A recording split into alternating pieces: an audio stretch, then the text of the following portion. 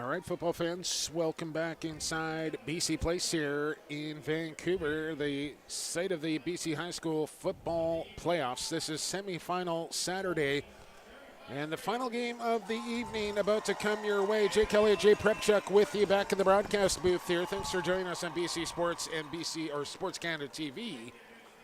As it was the GW Grizzlies prevailing with a shutout victory over the Centennial Centaurs in the game previous. They have punched their ticket to the Subway Bowl, Jay.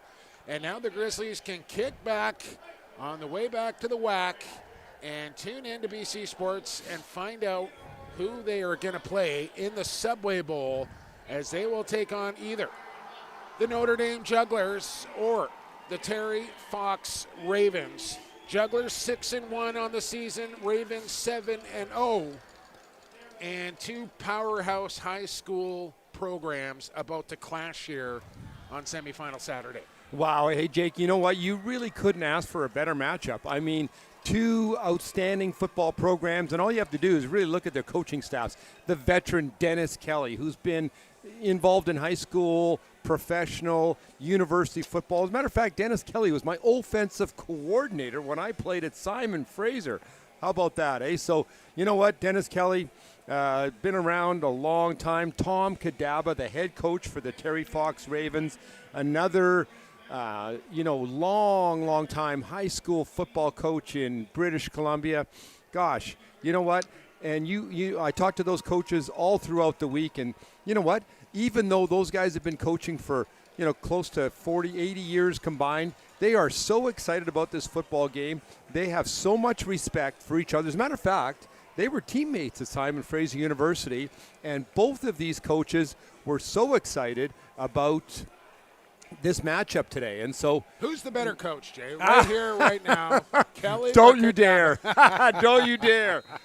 Tom Kadaba is the best O-line coach. Dennis Kelly is the best quarterback coach. There you go. How about that for a politically correct answer? Walking the fence. Jugglers have it teed up on the 40-yard line. Ravens will receive this opening kick and kick it off. Let's play some football.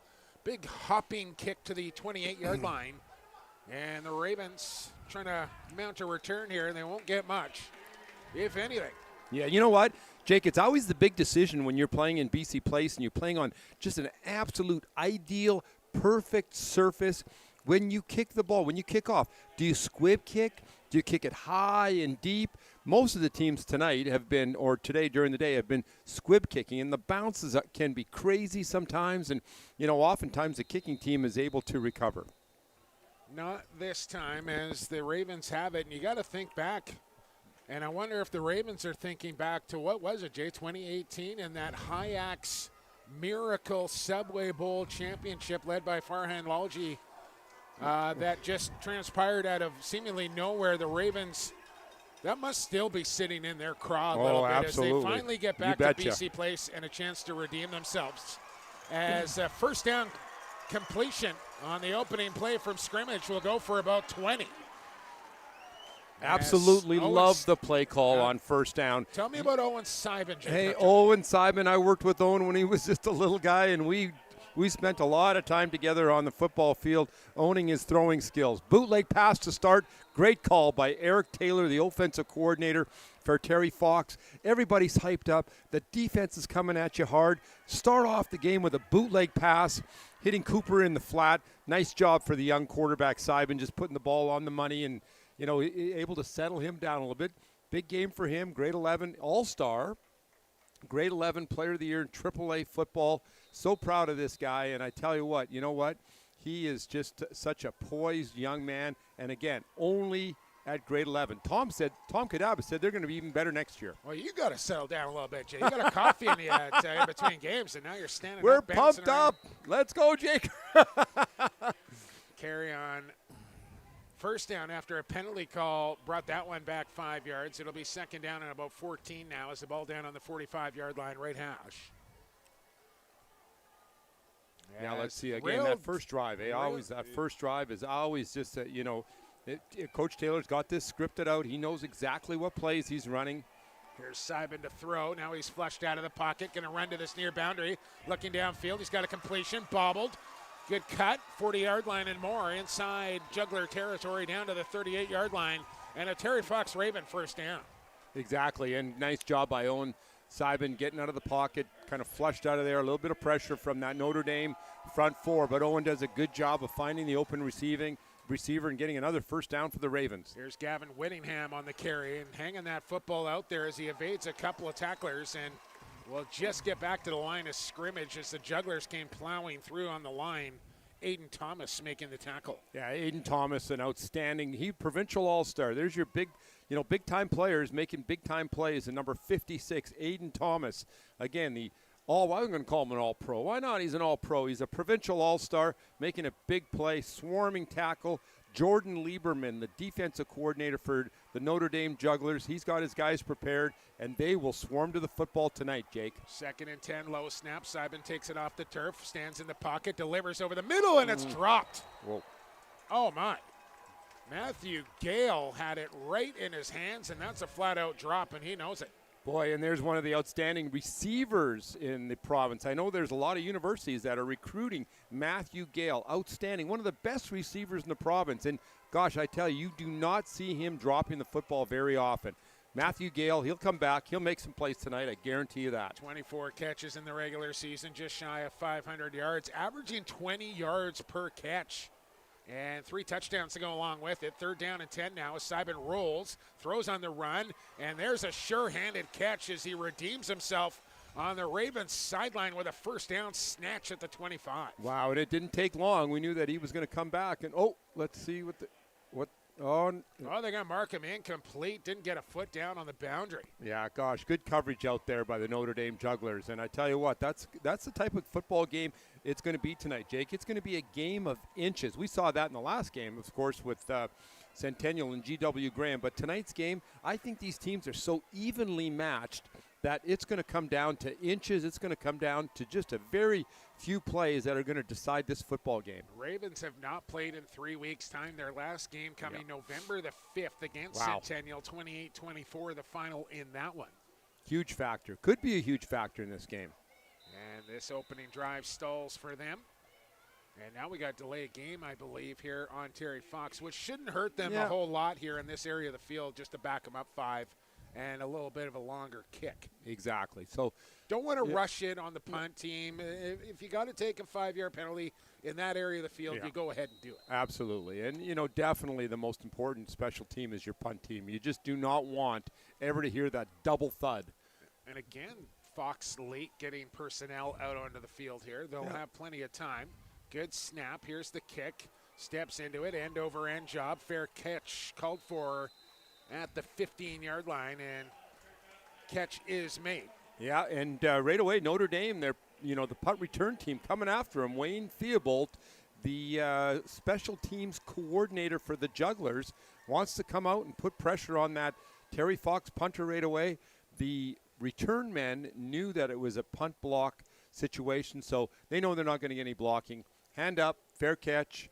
Don't let that ball bounce towards your own goal line. Notre Dame Jugglers starting on their own 15-yard line. Aiden Domino, quarterback, outstanding player in the province. Also plays defensive end, but tell me about Aiden Domino after this upcoming first down and 10 play, Jay, as they'll start from the 15-yard line, right hash, 1 in the backfield, and Domino will throw on first down. Got a man wide open, uncovered out on the edge, and just overthrew him in Serengatis, who was just left unmarked, and that's got to be a completion. Yeah, exactly. And Dennis Kelly. Actually, I was talking to Dennis earlier today at the grade 8 final, and I was trying to get out of Dennis. I said, Coach, I still call him Coach, of course, right? Even though it's 40 years later that he coached me. I said, Coach Kelly, tell me the first play of the game. And you know what?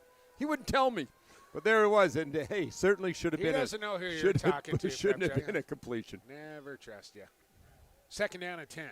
Domino throws again. Same play. This time it's caught and up the sideline and out of bounds, as he was 1 tackle away from a foot race and a 70-yard dash once again. And just quick snap, quick release, and completion made for a Juggler first down. Antonio Conte, hey, the leading receiver for the Jugglers. And there's Dennis Kelly. They're showing his experience. He sees that zone defense coming out for Terry Fox, and he knows that wide side breakout pass is open. So though it wasn't completed on first down, he knew it was open. He came back to it right away on 2nd down, And again, that's the success. That's the key to a football game like this, is that experience and Dennis Kelly knowing exactly the coverage, knowing exactly what he's going to see from this Terry Fox Ravens defense. Because trust me, Coach Kelly, Coach Oswald, they've watched a lot of film. Coach Lieberman, they've watched a lot of film on the Terry Fox Ravens. And my apologies. I identified the wrong roster there on that last incompletion. That was, in fact, Conte both times. Here's Domino to throw to this near sideline, and this time it's high, intended for Conte. And it'll fall incomplete. And it'll be second down and 10 here for Notre Dame. We talk about Aiden Domino. Hey, well, just like I'm looking down at him right now, Jay, and like the kid is put together. He's a big boy, I tell you. I'm another boy that I've been able to work with, a young man that I've been able to work with. And you look at him, Jake, when you stand beside him, he's like 6'4", 240 pounds. I can tell. He's a biggin'. And boy, I tell you, he's got a bright future ahead of him. Knowing Aiden, hey, not only a great football player, he's also a great student. Pops in the mouth guard and hands off. Oh. Not much on second down, maybe 3. Yeah, so here's Aiden coming over, and he's going to talk to Coach Kelly again. Coach Kelly, very, very experienced football coach. He knows what's going on out there. And, you know, when you have the luxury of a quarterback such as Aiden Domino, 6'4", 240 pounds, he's not only their leading passer, but he's also their leading rusher as well. How many times do you see there's a Lamar for you, Lamar Jackson out there for you, right? I actually made note of that in my preparation. Yeah, thought, well, I beat you to it, did I, on that one? Sorry, no, Jacob. that's okay. That means you're working too. Third down and 7. Domino over the middle, and he floated that one high, and he knows it as he barks at himself, knowing he just put a little too much air underneath that one, and the punt team will have to come out here for the Jugglers. Yeah, well, Coach Kelly's not happy with Aiden Domino right now. He knows that he's made some incorrect reads on there, and he looks like he's Aiden Domino kind of missed his keys a little bit there. He missed the open receiver, and Coach Kelly is certainly letting Aiden know about his misreads on those two pass plays. But coming out aggressive, though, I will say.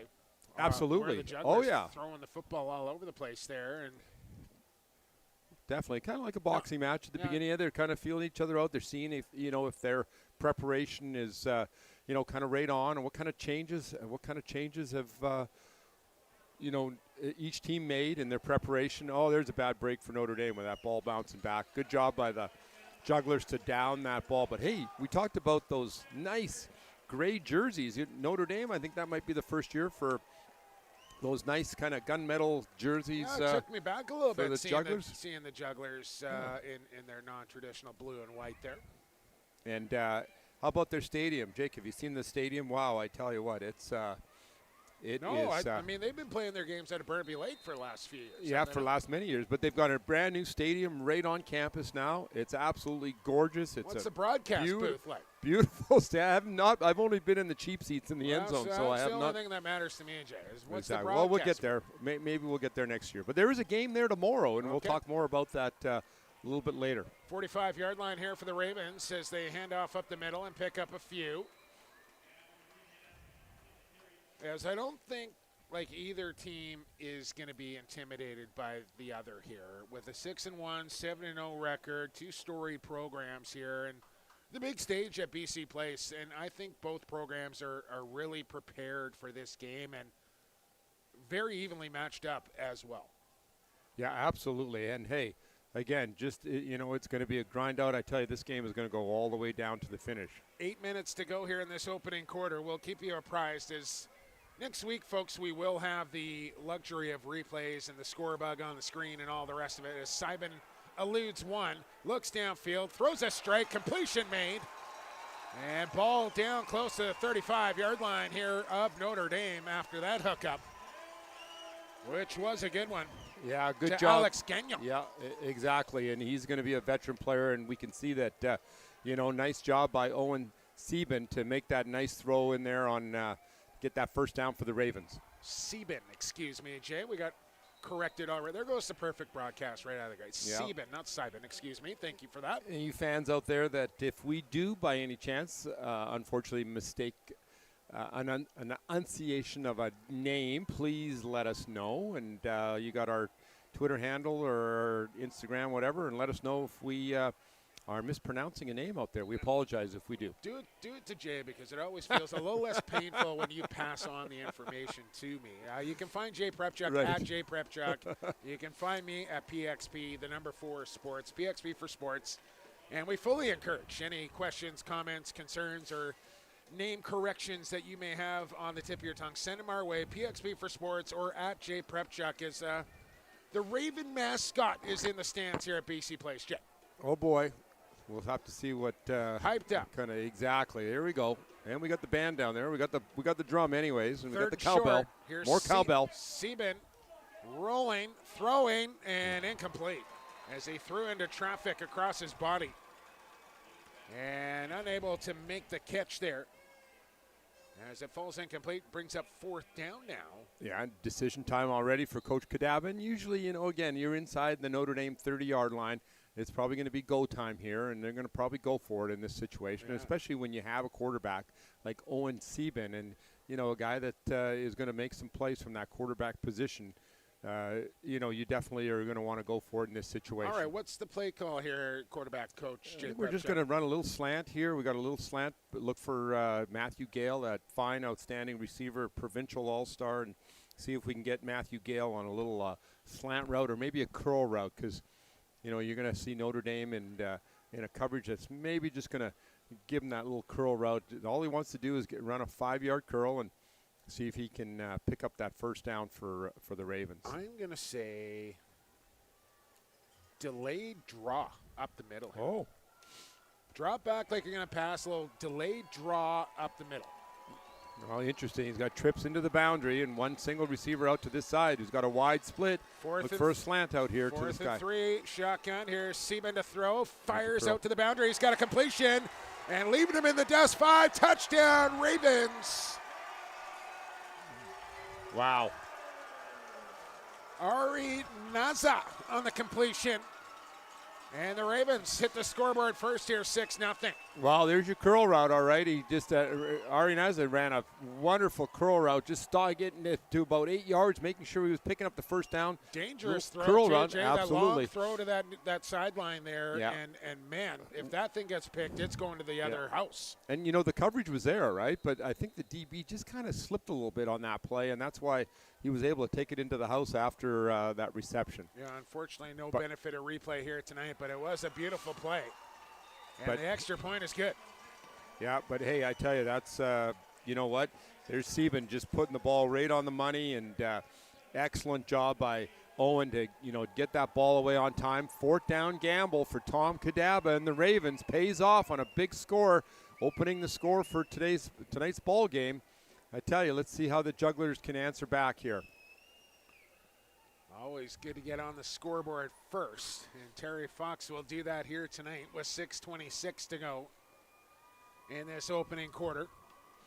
Lots of football left, and hey, we had some great games earlier today. Congratulations to GW Graham. We just watched them defeat Centennial 19-0. Big shutout. Congratulations, Coach Atchison, Coach Parks, for another shutout victory for the GW Graham Grizzlies from Chilliwack that punched their ticket to the championship next week, or the Coastal Championship, I guess we call it, because we do have the Interior Championship that's going to have a great matchup with the Kelowna Owls against the Vernon Panthers next week. We'll talk further about that as the broadcast continues. Ravens will kick it away, and they'll be taken in at the 10-yard line here. Return gets back to the 25, and a little tentative, I might say there, Jays. Didn't really kind of put his foot into the turf there and try and get upfield. Just kind of waited for the contact to come. No, exactly, but great coverage by the Terry Fox Ravens. I tell you what, number 15 did a nice job of getting down there and making a play. And, that's what that's what football is all about. You got guys making play on special teams. Maybe he's not a starter, but you know what? I'm on the kickoff team. I'm going to go down the field, and I'm going to make a tackle on special teams. That's how I'm going to, prove my worth for this football team. Can the Jugglers respond here? They'll hand off on first down, picking his way through the defense for a couple. On first down. As I believe that was Cabanas on the carry. Yeah, the leading rusher for the Notre Dame Jugglers, this year. Well, we talked about Aiden Domino, of course, is the leading rusher. The leading rusher as far as the running back position is concerned. And usually, of course, your traditional leading rusher for a football team is going to be, is going to be a running back. 6.4 per carry, 5 touchdowns for Cabanas. Yes, so it's productive. Here's a throw from Domino, completion made. And big lane to the far boundary, to the 40, cut it back to the 35. And a massive play for the Jugglers.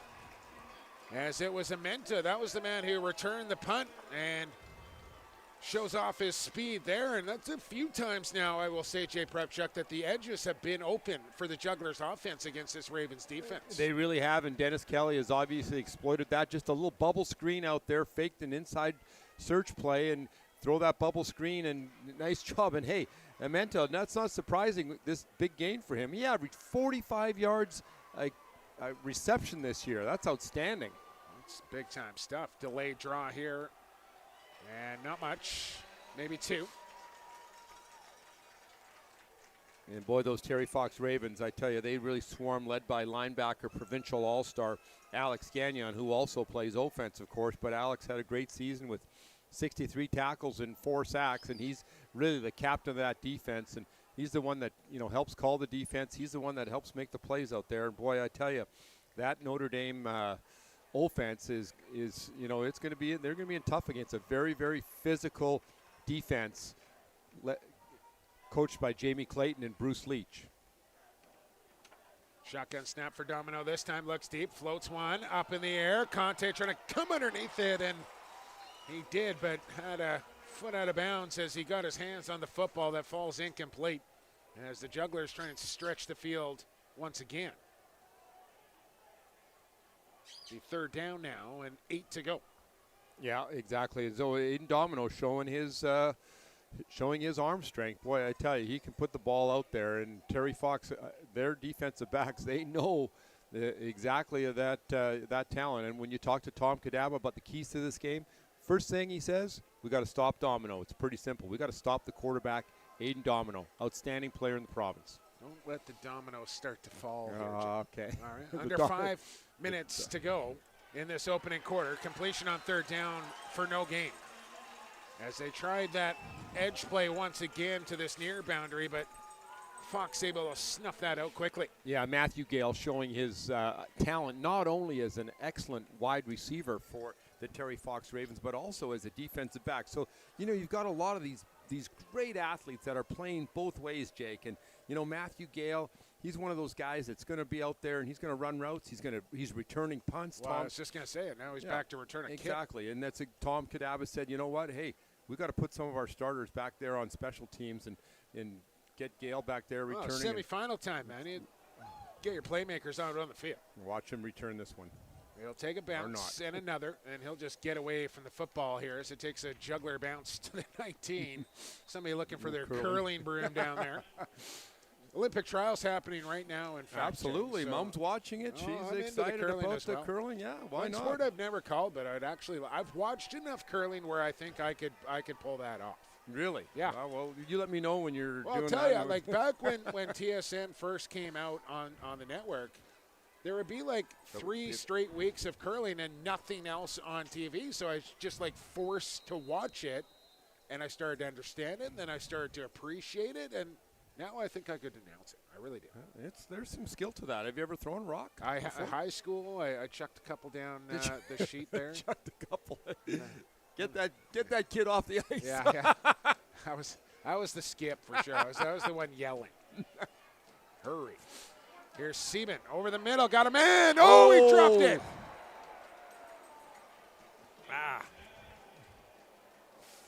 Oh, man.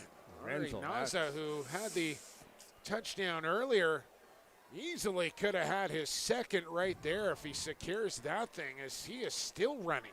What a throw there from Seaman, who put it right on the money. I tell you what, Owen, nice job in there. Way to stand in the pocket, stand tall. And, Owen Seaman, he's a tall kid. He's a big kid in there. Again, only in grade 11. But he stands about 6'4" in there. He's got great vision. How tough is that, Jay, when you throw a perfectly thrown football that should have gone for like a 75-yard touchdown there? Look out. Confusion in the backfield. Ends up okay and picks up close to 4. But as a quarterback, when you throw a perfect strike like that should have been a long touchdown that gets flat out dropped, how do you react to that back in the huddle before the next play? Well, you know what? You just got to kind of forget about it. And just like Ted Lasso said, it's going to be a goldfish. Sorry about that, folks out there. But I tell you, you just got to forget about it, right? I mean, that's the great thing about football. Any mistake that you make, whether it's you or your teammate, gosh, you got 25 seconds to get your act together and get back on the field, and let's go. File it and move on. Here's Seaman to throw again. That's Steps into this one. Completion to the 30-yard line and banged down at the 31. Yeah, Seaman really slinging the rock around here in this opening quarter. Absolutely. And great call by Eric Taylor, the offensive coordinator, because, Notre Dame knows they have to respect Matthew Gale's speed, right? So they know that he's going to be able to run the ball deep sometimes or run deep routes, so why not run the out to him? Another big play here from Fox. Gavin Whittingham. There he is. They're across the midfield stripe into Juggler territory now. Boy, look at that. Provincial all-stars all over the place here, making big plays. It's Whittingham, it's Sebin, it's Gale, Juan Valley opening up holes on that offensive line, and there's the Terry Fox Ravens. We talk about it all the time, especially in playoff football, right? Your big guys got to come up and make the big plays. And they're trying to go quick here, up tempo, and I think the Jugglers have called timeout to slow the Ravens down, who haven't been huddling up on this drive, and I think it's caught Notre Dame off guard a little bit. As I noticed the coaching staff over there in orange hats there, kind of clashing with that black and red uniform of Terry Fox, but I would think that's for the players out on the field to be able to pick up their signals easier, identifying and finding them on the sideline. Yeah, that's exactly what it is. And I know that, sometimes our coaches, our defensive coaches this year, that was, calling the signals. He wore big orange gloves. I appreciate a good neon orange hat or glove, but just, right. Yeah, no, exactly. That's exactly what why they are wearing those hats out there, right? And so it's, just calling those plays and making sure that Sebin is on target today. And he certainly is, showing why he's an all-star. Great start here for the Ravens and Sebin. 2:43 to go first quarter, leading 7-0. And on the move here to the Juggler 42. They'll hand off. No, play action. That was good. Sebin wants to run it himself now, and he'll step out of bounds after about a 6-yard gain, showing off his speed and his legs on that play. Absolutely, and I don't know if the receiver didn't know it was kind of a bootleg pass or if it was a designed bootleg run, because the receivers to that side were blocking, and so Owen was kind of looking to throw the ball to them, but they were blocking downfield. So good thing that Owen did a good job of taking off with the football. If he had thrown that ball, it probably would have been called pass interference because, again, the receivers were engaged in a block with the outside linebackers. 2nd down and 4 from the right hash. Sebin in the shotgun. He'll hand off to Whittingham this time. Makes a good cut at the point of attack. And falls ahead for a gain of 6 to the 30-yard line. And a fresh set of downs here for the Ravens. Yeah, just a little inside trap play. Very well executed by that big offensive line from the Terry Fox Ravens. Excellent job of creating a big hole and getting a first down. And here comes this hurry-up offense from Terry Fox now. They hand off quickly again to Whittingham. He'll pick up a few. But this is something, I don't know, they must have practiced this a lot, Jay, but I don't know if Notre Dame was expecting this hurry-up offense from Terry Fox in this first quarter. And like you said, they're worn down already, it looks like. And, they got to Terry Fox has just got to keep the gas on, right? Just keep on pressuring, keep on working hard, and, continuing to call these bootlegs and get the ball downfield. 2nd and 7, swing pass to Whittingham this time. Flag comes down. Hard hit around the 22, but I think this thing is going to come back on a holding call on the edge. Yeah, I think it might be we might see a procedure call here. It looked like somebody jumped a little bit early for the Ravens. It looked like a little bit of early motion.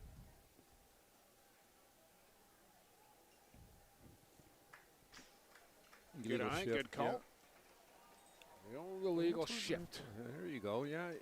again, American football, you can't be moving before the ball. Of course, Canadian football, there's lots of motion, lots of things happening in the backfield. But in American football, you can motion. You just can't motion towards the line of scrimmage, and only one person can be in motion at one time. So certainly when you're watching the CFL games tomorrow, you will see the Saskatchewan Roughriders, the Calgary Stampeders, those guys motioning all over the place. Different in the American game, of course. Won't be watching the BC Lions. We know that much. Seaman now 2nd and 15 after the penalty call. Rolls out, runs, sidesteps a man, and falls ahead here for 4 yards. That will bring up a 3rd down and manageable now. Yeah, exactly. Nice job by Owen. You'd think that a quarterback would step out of bounds, but he cut back into the inside and did a good job of getting 3 tough yards there. And again, instead of 3rd and 9, brings up a 3rd and 6 situation. Nice job by Owen. And the shotgun is Sieben once again. Whittingham to his left. Sieben will throw. Time in the pocket. Delivers right on the mark. And knocked down with a vicious hit there was Sandu, who delivered some hat and stopped him short of the marker here. 4th down now on the Ravens, and about 5 to go here, Jay, from the 25. Yeah, exactly. Big tackle. Nice job by Notre Dame's defense to come up big on that crossing run. That was a stick, exactly, and that was a great hit. Nice, clean hit. Excellent job by Notre Dame of coming up and stuffing that play. And that was a big play because, of course, if he didn't make that tackle there, certainly the Ravens would have gained the 1st down. So they're going to call timeout here, certainly. They want to talk this thing over here. They've got play 4 clock seconds. Down to 2. Yeah, exactly. got to call timeout. We'll call timeout. 13 settle it down. seconds, make it 12 to go in the quarter here. Boy, that's I didn't even look at the time. I know it was a fast quarter running through and all pumped up about this game. And I don't know how you can quarter. think anything's going fast if you've been here since 7 o'clock in the morning. Hey, it's all good. It's all for a good cause. And speaking of this morning, 9 o'clock this morning, the Grade 8 Championship. Congratulations. Vancouver College Fighting Irish defeating the Notre Dame Jugglers 15-8. Boy, what a game that was. I was down on the sideline for that, and I tell you, I shake my head sometimes because the caliber of play with these kids and the coaching that is done is just outstanding, and I really commend all the teams, but these guys both, they battled back and forth. Boy, that game went right down to the wire, and those kids that are playing this morning, Vancouver College and Notre Dame kids, they've got a great future ahead of them, and of course 2 great football programs, great tradition, and God, those guys are going to be battling against each other. And, of course, when they get up to the senior level, they play in the Archbishop Cup, which is always the highlight of their season. Missed out on that this year, by the way. It's usually one we get to call. We didn't get to do it this year. Seaman starts his man in motion from the left hash mark, 25-yard line. Got to get to the 20 for a 1st down. Barks out the signals with a hard count. Jugglers not jumping. 8 on the play clock. Clap the hands, take the snap, roll to your right. Pressure coming. Sieben still running. Now he's got the corner. He's got the 1st down as he steps out of bounds for another Raven 1st down. Oh, hey, great patience, excellent job. And Aiden Domino, the defensive end, just lost contain there. Owen showed his quickness by getting to the outside and scrambling and running for that 1st down. And we certainly have talked about, running quarterbacks. If you, as a quarterback, Nolan Watron showed it earlier today that, you get a chance to run the football as a quarterback. It's tough to defend. They are so conscious of those receivers downfield that sometimes they forget about that quarterback. And if you can break contain, get outside that defensive end, then you're going to gain big yards, and that's exactly what Owen did on that play. Just 4 seconds left in the quarter. Should be the last play, and it's a handoff up the middle. Tripped up and knocked down was Whittingham after picking up 3, and that will bring the first 12 minutes of this semifinal game to a close. 2 teams will flip around here, and second quarter action coming right up with the Ravens leading the Jugglers here after 1 quarter of play, 7-0. Yeah, hey, it's the kind of game that we expected, right? I mean, hard-fought battle. Both teams kind of feeling each other out like a boxing match in the first couple of rounds and seeing what, but no surprises, right? As far as, the defenses that Terry Fox is going to see Notre Dame run. Jordan Lieberman, the outstanding defensive coordinator for Notre Dame, he's going to run his bread and butter defense is very sophisticated defense, I might say, mixing in all his different coverages, trying to confuse the young quarterback for the Terry Fox Ravens in Owen Sieben. And, those are the defenses that are sometimes tough to read as a quarterback. When you see multiple defenses coming at you, sometimes it can be confusing. But, hey, Owen has done a great job tonight of not only finding his open receivers, but if a receiver's not open, I'm going to take off and run the ball, and he's done a great job. A few times, right? 3-4 times he's broken containment to the edges and picked up first downs with his legs, not his arms. Yeah, and when you can do that on 4th down and 4th and 5, and you pick up, a scramble for a first down is, exactly those are the kind of things that are going to drive Coach Lieberman nuts. I think you just said arms plural. I'm pretty sure Sieben's only throwing with one of his appendages. Right. He's got himself a 2nd down and 8 to go here as we start second quarter action. 2 in the backfield here for Sieben this time. Offset eye to his right. And here comes a man across the formation. A little misdirection. It's Whittingham following blockers for another 4 yards. They'll bring up 3rd down and 3. Yeah, even though it's early in this football game, Jake, this is a big series right now for the Terry Fox Ravens, and especially. Well, you don't want to go down 2 scores here to the Ravens if you're the Jugglers. No doubt about that. Exactly, and this is exactly the game plan that Tom Kadaba, and Eric Taylor planned for. A little bit of mix, a little bit of run, a little bit of pass. I talked to Coach Kadaba about it, during the week, and he said we mix it up. We'll get the ball to Matthew Gale on the pass. We'll get the ball to Gavin Whittingham on the run. There he is. Sieben claps the hands, takes the snap. He's going to keep it this time himself and surges ahead here to the 10-yard line. Double flags come flying, and maybe a late hit here on the quarterback, Jay Prepjack, which I'm sure you never like to see. No, you definitely don't want to see that on anybody, and especially, we saw 2 flags come in there, so it certainly was an obvious call, and looks like it's going to come against, let's see, 3 down there. Wow. Let's see what Lee Bryan says. There's Lee Bryan down there. I can tell by the bottom. Yeah, that's maybe the one official I could pick out right up. You know why, Jay? Yeah. Why is that? Also a big lacrosse referee. Didn't know that. We also have Barry Moffat out there, and Ted, and Mike Craig, Gord Massey. We got a good crew out here. That Lee Bryan actually. Well, look at it. He's got the big game. He's got the big show here. Okay. Curious to see next week who's. We're going to be here. We're in the big show. Yeah, we got the big show. Which officials will get the big show? We know the GW Grizzlies are in the big show as well, and one of these 2 teams is going to join them in the Coastal Subway Bowl next weekend. Sieben from the 5-yard line, and it's a 1st and goal. High snap, bring it down. Whittingham to the goal line. Touchdown, Ravens. Oh, boy. Take a bow, number 1. That's 6, and it's 13-0 Fox. I tell you what, Gavin Whittingham, you know what? He runs a ton, man. When he hits that hole, that is just such a quick burst. And I tell you, if those linebackers are not ready to step up and make plays, Gavin Whittingham is going to run right past you. And he showed his tremendous quickness, speed, runs so low to the ground, and just does an outstanding. You can see, again, why he is a provincial all-star. So, hey, the provincial all-stars are really stepping up. Owen Sieben, Gavin Whittingham, Matthew Gale making plays on both sides of the football. Juan Valley opening up holes on that offensive line for the Ravens. And, boy, I tell you, the Ravens star players are coming out and making big plays. And that's exactly what playoff football is all about. So let's see, again, with 11 minutes left in this second quarter, Jake, we got to see if Notre Dame can answer back here. But again, it's no need to panic, right? We got lots of time. We got some timeouts left. We know we have the firepower. We've got Aiden Domino, quarterback, the outstanding player in the province. And you know what? Let's just chip away, try to get a score before the end of the half, and hold the Ravens. Extra point is good. 14-0 here.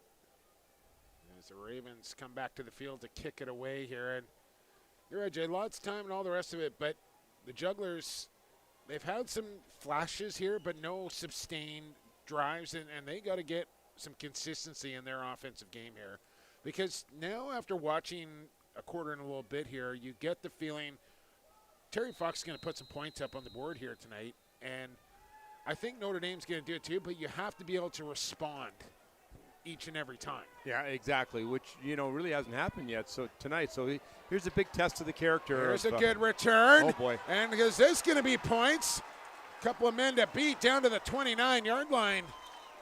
As I was a little tough on Amenta earlier for maybe being a little tentative on his original return. I will retract that statement right there, Jay Prepchuk. Yeah. A beautiful return there from Amenta as he goes about 45 yards to the Fox 30-yard line. Absolutely. Great job of setting up the blocking. Great job of finding your blocking.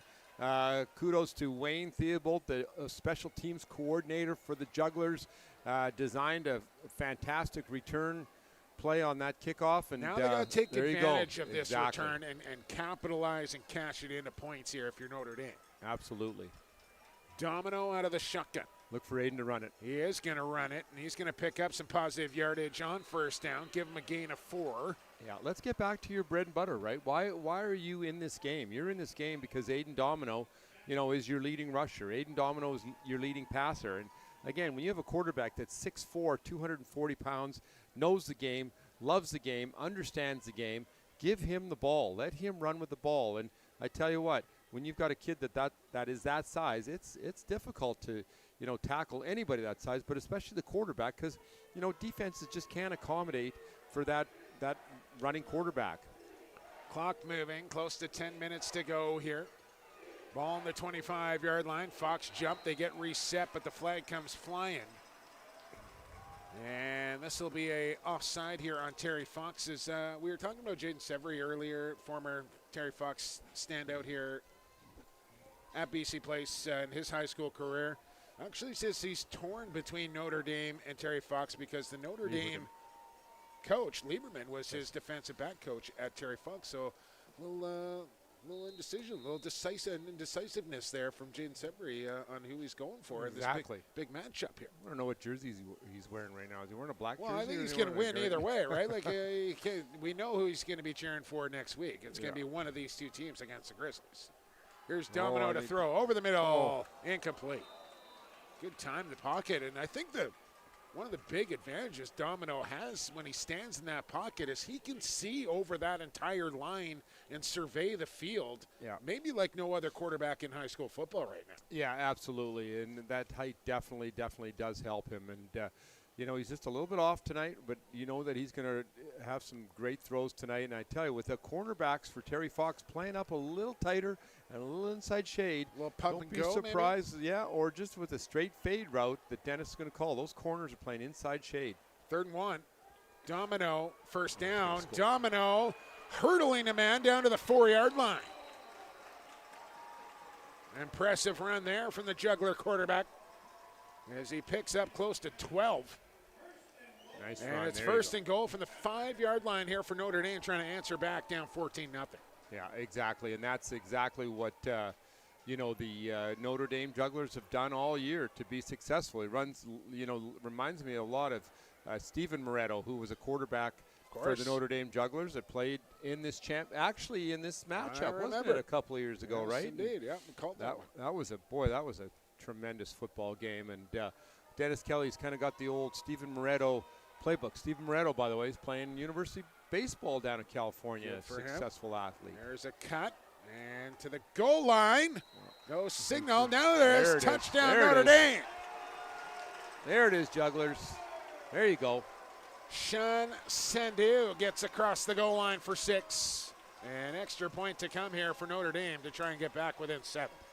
Yeah, boy, did they need that one, eh, Jake? Sure did. I tell you what, with 9 minutes left in and they got the second quarter, that was they answered the bell. And, hey, how did that drive start? Outstanding kickoff return by, the return man did an outstanding job of getting the ball well into Terry Fox territory. Extra point lined up. Snap, hold good. Kick is low and hit the crossbar. No. That's big. Was that Banco who could not get it up and over the crossbar? The snap and hold looked pretty good. Kick just came out low.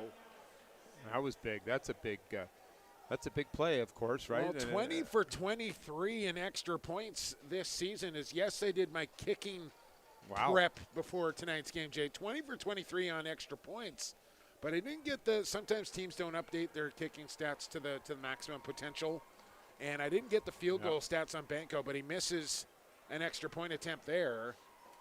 And a crucial one at that. Still a one-score game here, down 8 instead of 7, but they'll have to kick away here to Fox.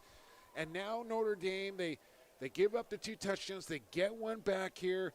Now you got to find a way to get a stop on defense. Absolutely, and that's exactly Coach Lieberman right now is telling his guys, hey, guys, listen, believe in the system. Believe in what we're doing out there. We know we're going to play against a good football team. We know that the Terry Fox Ravens has an outstanding offense, but we got to make some plays, guys. We got to be a little bit more physical. We got to do a better job of controlling the line of scrimmage. Kick taken in at the 10-yard line. Dangling that football out there as he makes it back to the 24, no further. And good special teams play there from the Jugglers, as it'll be a long field here for Terry Fox. Yeah, exactly. And, here comes, this is a real challenge for Notre Dame. And talking to Dennis Kelly throughout the week, he said, you know what, we have to stop the big play. It's pretty simple, right? This is a big play offense. When you've got guys like Whittingham and you've got guys like Gale out there and Owen Sieben, making great throws out there, we got to do a better job of, stopping the big play, stopping the run, and, limiting that big play. We got to and Lieberman, especially Coach Lieberman, stressed the fact that we got to put more pressure on Owen Sieben, the quarterback, which has not really happened tonight. Shotgun snap here for Sieben. Option. He'll pitch it to Whittingham. Chop at the ball, just runs over a man after picking up the first down. 13-yard gain here for Whittingham, and a physical run at that. Really, that's exactly what it was. Just running right over the defenders of Notre Dame. And, Whittingham's not a big player, but there's a perfect example of playing with some heart and drive. Up-tempo again here for Ravens, and Jugglers able to stop that one at the line. I think they had a shot to go downfield on that. The defensive back unit there for the Jugglers were still getting sorted when that ball was snapped, and somebody goes on a fly pattern there, they're probably coming wide open. Yeah, exactly. Notre Dame's got to be very conscious of that and be aware of this, this lightning. We call it NASCAR. Carson Graham, I know Brian Brady loves to call it NASCAR. They're on the move. Okay. Turning left. Nothing out of it. I love it. Okay. Sieben rolling right this time. Tucks it away. He's got room to run across the 50, 45 to the 42-yard line and steps out of bounds. And they're going to have to find an answer for that defensively as Notre Dame, because that's been available to Sieben on a number of occasions. It really has. And it's not a design rollout necessarily, but Owen Sieben just does a good job of getting to the outside, feeling that in the pocket and taking off. And once he gets going down the field, boy, I tell you, he's got some speed. He's a little bit deceiving on his run. And, all the receivers were covered there. And, again, the receivers didn't really look back and see that Owen was scrambling. They continued to run their route, which actually was an advantage for Terry Fox because it kind of cleared the path as all the defenders were covering the receivers. Sieben hands off to Whittingham, and he'll send it up in there for a couple. Yeah. And I think it's been a really nice mix play calling here. Run, pass, pass, run. They're keeping Notre Dame off balance here and just kind of pushing all the right buttons right now. Oh, absolutely. And that's exactly what, that's exactly what Dennis Kelly said that Notre Dame wanted to do, is have a good mix, kind of 50-50. And I asked Tom Cadava that same question about, more run, more pass. And he said we're about a 50-50 team. Sieben, look out, direct snap right into Whittingham. I don't even know if that was not planned. I don't think, Jay, is Sieben shaking his head like, man, we just got lucky right there. But Whittingham was coming across the formation just as the snap came and ended up right in his breadbasket as he takes it for a yard gain. Exactly. Very, very dangerous. Very fortunate for Terry Fox to maintain possession of the ball. But, again, here comes a big play, third and 9 coming up, and Eric Taylor's got a big decision to make as an offensive coordinator. It looks like he's going to want to call a timeout in this situation. He's going with it. Got to watch the shot clock. 10 seconds left here. Watch for a rollout to the left-hand side here for Sieben. Sieben, yes, he'll stand in the pocket. Now throw to the wide side. Completion made. Turn it upfield across the 25 down to the 22-yard line, they'll say, and another first down pickup here from Terry Fox. Just an excellent play call from Eric Taylor. It trips to the wide side of the field. 3 receivers. The inside receiver runs like a go route to the outside, takes the corner with him in that cover 3 look, and the wide receiver just runs a curl route at about 10 yards. Well-designed play. Perfect play call against that defense. And Notre Dame just has not been able to find an answer here to slow down this Raven offense right now. We were a little worried about that 3-week layoff and how it would affect them and their timing. No disruption. Look out, fumble down to the goal line. It's still loose. Oh, boy. Who's on it? I think the Jugglers. No, Ravens come up with it, and it's a touchdown. Are you kidding me? Oh, man. Oh, jeez. 3, 4, 5 different players had a crack at that pigskin. And unfortunately, we don't have a replay to show you on that, but Terry Fox will pick up the ball. Now, Jay, tell me this. Can you fumble the ball forward into a scoring position? I don't know. I don't know if that's legal, whether you can fumble the ball forward and pick up a score doing that. Well, they're allowing this to count. But is right that now, not the certainly. rule, though? Well, I know in the NFL you can. Certainly, remember the Oakland Raiders way back before you were born. We're playing college rules. Yeah, I know. Yes, thank you. We remember the famous play with the Raiders. Certainly when that happened, and They're they scored a allowing this touchdown. to But count. So I'm a little surprised about that.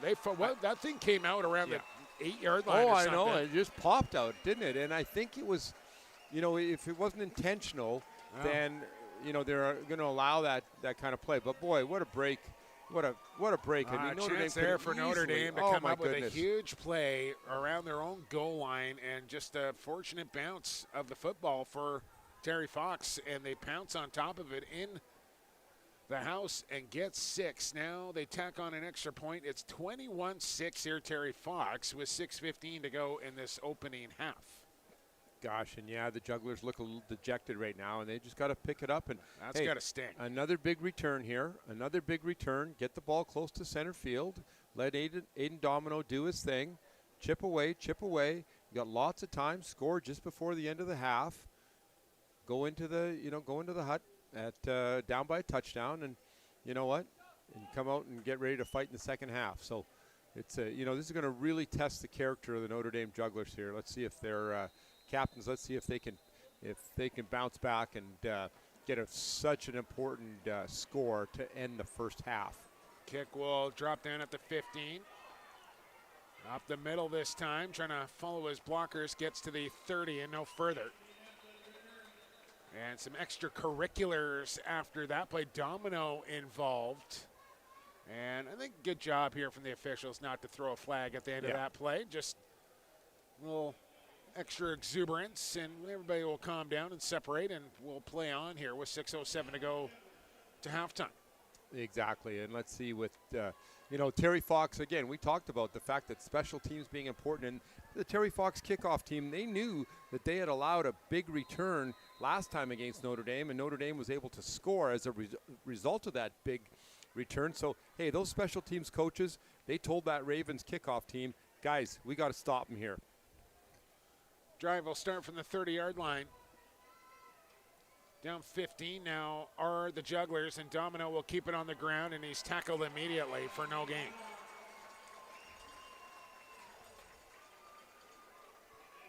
Yeah, there's your inside quarterback dive that Aiden Domino has been so successful with this season, and let's see if Dennis is going to continue to run Aiden, or does he want to get the ball out of his hand and get him into a passing situation here. So, again, a big test for Aiden Domino. Coach Kelly's got the toque on. He's got the gloves on, jacket done up tight. He's a veteran of BC Place. He knows. Cold weather. Second down, and let's call it a long 9. Low snap, Domino on the rollout, looks downfield, throws, floats one, and looking for a flag there. And there it comes from the back judge. Yeah, he's got it. Exactly. Luca Ponte. A little grab of the jersey from behind there, and I don't know if it was a catchable football or not, but it will go down as a pass interference, and Notre Dame will take that for sure. Yeah, that's going to be a first down for Notre Dame. That's going to be a 15-yard penalty, and again, a little bit of a break for Notre Dame there. That was, Terry Fox had good coverage on that particular play. Aiden Domino rolling out to his left-hand side, had a wide receiver running a breakout call and his inside receiver running a corner route. We kind of call it a Connie route with a corner and an outlook. And we're just supposed to read the corner on that particular play. Real imaginative there, Jay. Real exactly. Hey, I didn't design that play, but Dennis Kelly taught me that same play 40 years ago at Simon Fraser. I used to complete it, though. It's amazing that, how much the game has changed, but how much it's not changed. Deep throw here from Domino. Oh. And Conte can't quite catch up to it as it's overthrown by a couple. And Coach Kelly wants his quarterback over to the sideline for a quick word before an upcoming third down and long. Yeah, you knew that fade route was coming. As we mentioned earlier, Terry Fox corners are playing about 6 and 7 yards off the ball and 1 yard inside. So it's kind of inviting the offense to throw that fade route. And Aiden Domino certainly can throw that pass, but just a little bit too far to the outside, a little bit outside the outside reach of Conte. And Notre Dame will definitely come back to that play in the future. Look for a little screen play here, or a little screen to one of the running backs. Nose of the football right on the 45-yard line. A little misdirection up the middle now. And, man, that play looked like it had some potential, but it swallowed up pretty quickly after about a 4-yard gain. And it brings up third down now from the 49. Got to get to the Fox 45 for a first down. Right. A good pickup of 4 yards there. The difference on that particular play from the earlier ones is that Aiden Domino had it was a little misdirection play. So a little bit of a jet sweep fake, and with Aiden Domino running up the middles, it kind of puts the linebackers in a little bit of a bind. I bet you they weren't running that 40 years ago, Jay. A little misdirection double handoff there. No, and that's why I'm still standing today.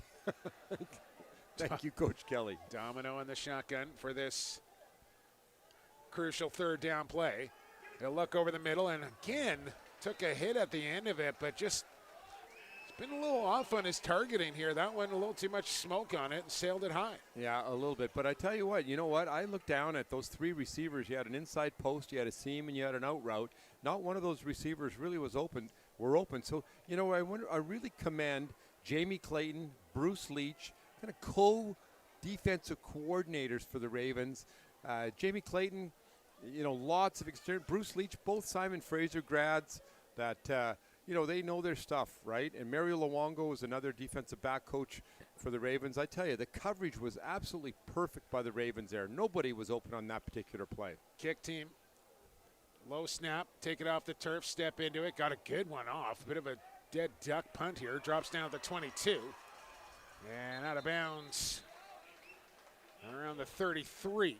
Yeah, and you know what? Not a big return there, Jake, but people have to realize that Matthew Gale doing a good job of catching that ball in the air, not allowing that ball to bounce towards his own goal line. So, only an 8-yard return, but really it's more than an 8-yard return because, he didn't have the loss of yardage from the ball bouncing towards his own goal line. Just waving across at Steve Ewan, who there he is. Stands in here, the province scribe. Healthy. Some high school football, yep. Looking good over there. Healthy, yeah. Good. Good man. He's been doing this job for a lot of years. Tell you what, Jay, he's been covering sports since I was a youth. Really? I would say he covered me in junior lacrosse back in 1993. Wow. Yeah. Tri-City News. Nice. Which also covers the Terry Fox Ravens. Gotcha. Tri-Cities. Here's Whittingham. And no gain. There you go. You can see Aiden Domino now from his defensive end position. He's not too happy with what's going on in this ball game, and he's taking out his aggression a little bit on the defensive side of the ball. He played that option play absolutely perfectly. He kind of did what we call a feather technique, where he didn't go to the quarterback, didn't go to the tailback. The pitch happened, and he went and made a great tackle. Second down and 9. Seaman spins the ball in his hand. Now he gets flushed out. Now he's going to run right up the middle and slides into the 40-yard line for a gain of about 4. Smart play by Owen Seaman. He knows right now that his ball club is up by 2 touchdowns, 21-6, with just over 3 minutes left in the second quarter. Hey, he's not going to give the ball back to Notre Dame. He's not, he's going to protect the football. Again, just showing his patience, even though he's in grade 11. But he's an all-star, and he grade 11 player of the year, and that's exactly why. Lots of poise, and, hey, great decision maker. Smart, yeah. Get down. Third down, and let's call it 6. Seaman throws, completion, short of the marker, and tackled down hard by Luca Ponte. who stops him short. It'll be 4th down here. 2:50 clock moving towards halftime. And Terry Fox with a 15-point lead will bring out the punt team, and I think that's the right call here. Absolutely, and there's a West AAA Western Division All-Star in Luca Ponte, and you can see exactly, why a player like Luca Ponte is an All-Star out there. He allows that route to, be completed in front of him, just a little short curl route, but then he comes up and makes a good, solid tackle. That's excellent defensive play by Luca Ponte, just being patient enough back there, not giving up the big play, not giving up a long pass completion. Once that ball is caught underneath him, which Coach Lieberman is telling him, hey, get that ball, let them catch the ball underneath, but come up and be physical and make that tackle. Timeout, Terry Fox, as I don't think they had the proper personnel out on the field in time. Didn't want to risk a delay of game call, as the Jugglers will make some personnel swaps as well, maybe anticipating that the offense might come back out here for Terry Fox. Yeah, going to be another big decision here. Coach Kadaba's got to make a big decision here. And I think they're preparing like the O is going to come back out, and just in case, be ready to go with the punt team. Yeah, exactly. So, hey, you know what? Big day at BC Place today. Congratulations, Vancouver College, 15-8. Grade 8 champions, Vancouver College over Notre Dame. I'm going to say Brian Brady, Carson Graham 24 over Langley, 24-22. Bateman punching the ticket to the finals, 41-19 over John Barsby. Here we go, 4th down and 2, and the Ravens will, in fact, go for it. Wow. Sieben got the hard count and got him to jump. Oh, man. That is just unexcusable, really. Jay, I don't want to be super critical, but you have to know coming out of that timeout, that's exactly what Terry Fox wants to do, what they're going to do. Go with a hard count, try and draw you off, and they get it. Absolutely. Oh, boy, that's a long right – is that Conte that jumped? That's a long walk to the sideline there to come back. Automatic first down. Would have been curious to see if Fox had actually going to snap it, yes. I think they were, quite frankly. There's Seaman to throw. Going good deep. Protection. Steps up in the pocket. Now he's got to run. Got a good block. Seaman still looking downfield. Slings one, and it's incomplete. Looking for Matthew Gale once again. Who are you going to look for as a quarterback when you're scrambling? You're going to look for your number one receiver, of course, right?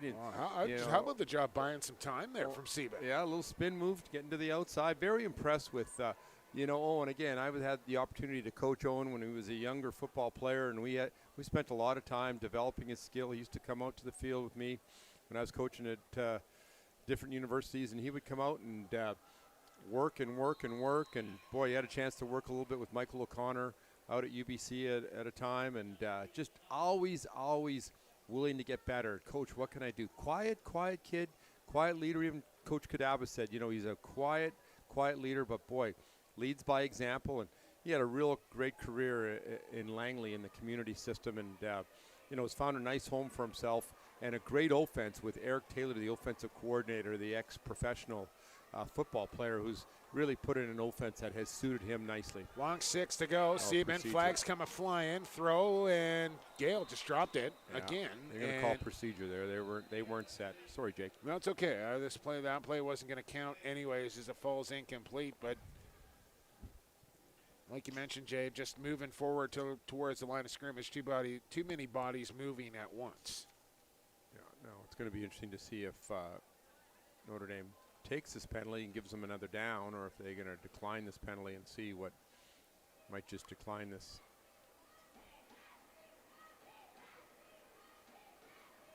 Yeah.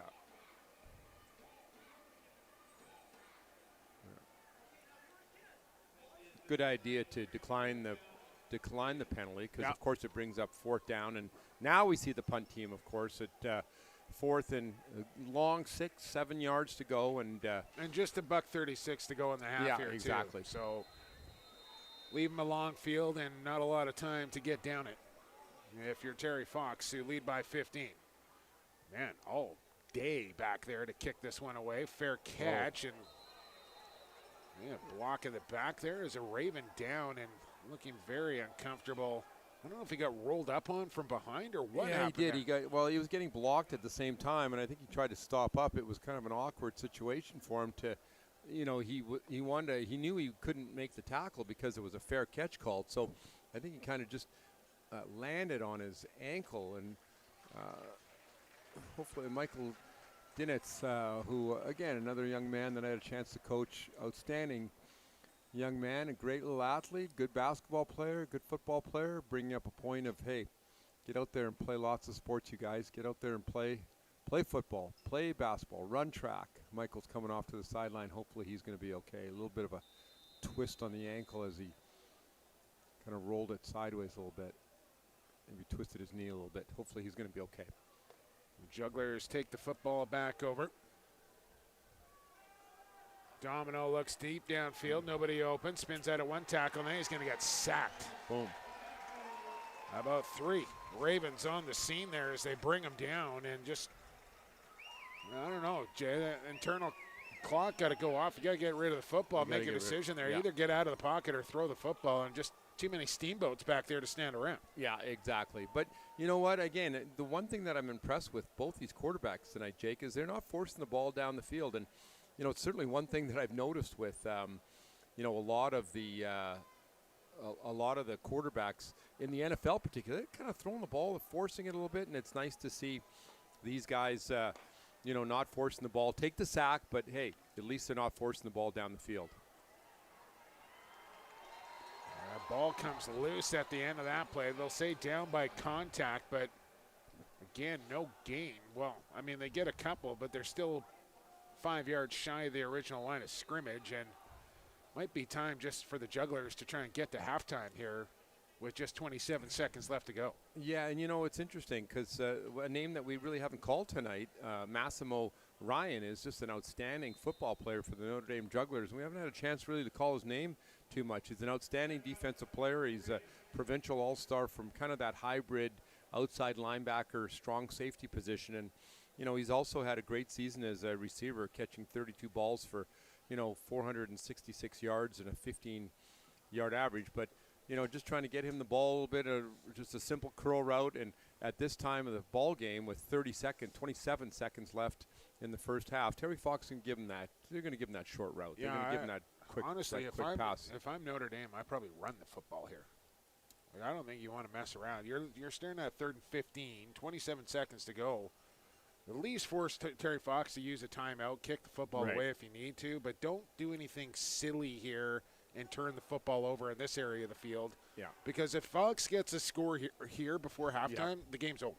Well, exactly. And, you have to be careful, like you say, on this play. If they don't get a first down, Fox might call timeout and force them into a kicking situation. At least you can kick. Right. Like, just don't turn the ball over here. They're going to throw it deep, and the man wide open, but they do turn it over. Not a great throwing ball there from Domino. Came up way short, had a man wide open, and was just about 5 yards off the mark. Fox picks it off, and now they got it at the 35.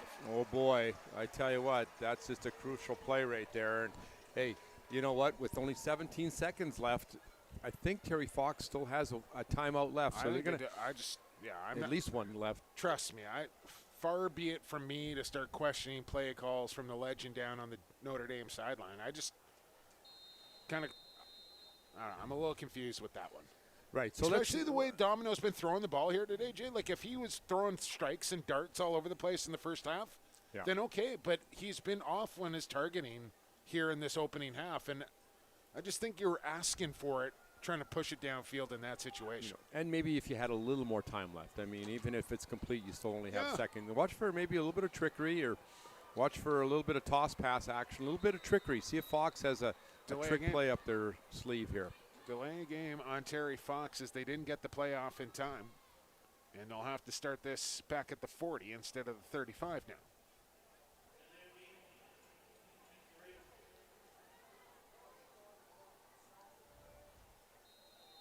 So that's a little costly. And, I mean, you're coming on to the field after a turnover. You don't even get a snap off, and you're taking a delay of game. There you go. He's going deep. Drop. There you go. Rifles one, and it's incomplete. Double coverage out there. on Matthew Gale. Pretty good coverage from Sandu. Yeah, again, kind of a dangerous throw out there, I tell you. Sandu had a chance to, make a player. I think it might have been Conte out there on the corner, and boy, that ball, if that ball's picked off, he's got nothing between him and the goal line down there. He might as well take a couple of cracks at the end zone at this point now, yeah, right? exactly. I think Siebens got the arm to get there from the 40. He'll hand off. Double misdirection. Yeah. It's Gale on the sweep now, looking for a block on the edge. And got a decent one. It'll pick up. Now, do they want timeout here? No. They're going to go to halftime, will the Ravens, and they'll take a 15-point lead into the locker room with them. The GW Graham Grizzlies await the winner of this one, and right now it's Terry Fox up by 15 with 24 minutes to play. We'll have it for you. More semifinal Saturday from BC Place. We're back in 12.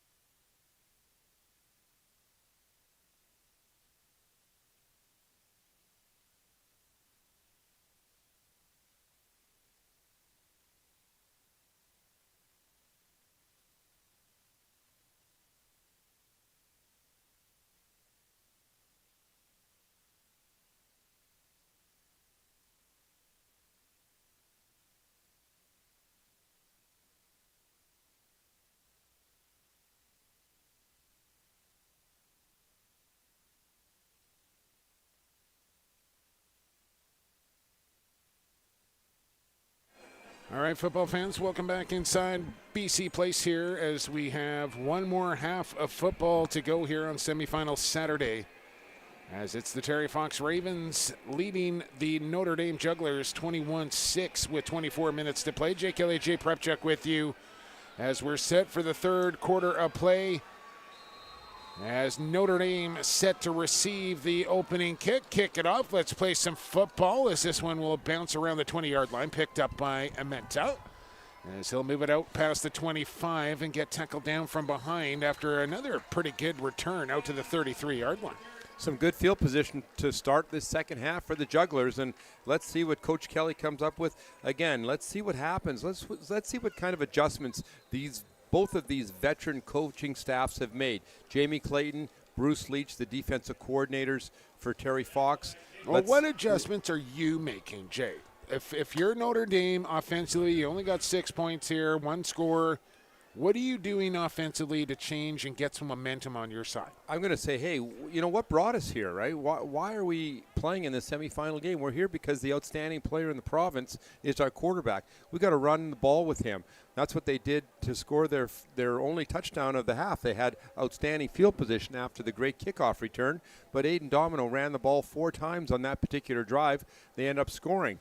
That's exactly what they got to go back to is their bread and butter. And, you know, when you have a 6'4", 240-pound quarterback that, you know, is such a tremendous athlete, you got to give him the ball, let him run the football, right? It's not panic time. You're down by 2 touchdowns. You're still in this ball game. Don't panic. Don't fret. You just got to just kind of grind it out and give the ball to Aiden Domino and let him do his thing. He's the player of the year. He's in there, quarterback for Notre Dame. Tough to get an injury to start with. Yeah, injured juggler coming off the field here. Yes, I'm just trying to pick up the number down there. Is it like number 56? 56. Aiden Thomas, who we that's tough. Talked about earlier in this game, one of their their leaders. Yes. Handoff on first down. It's a good hole. And a good gain on first down. We'll pick up close to 8.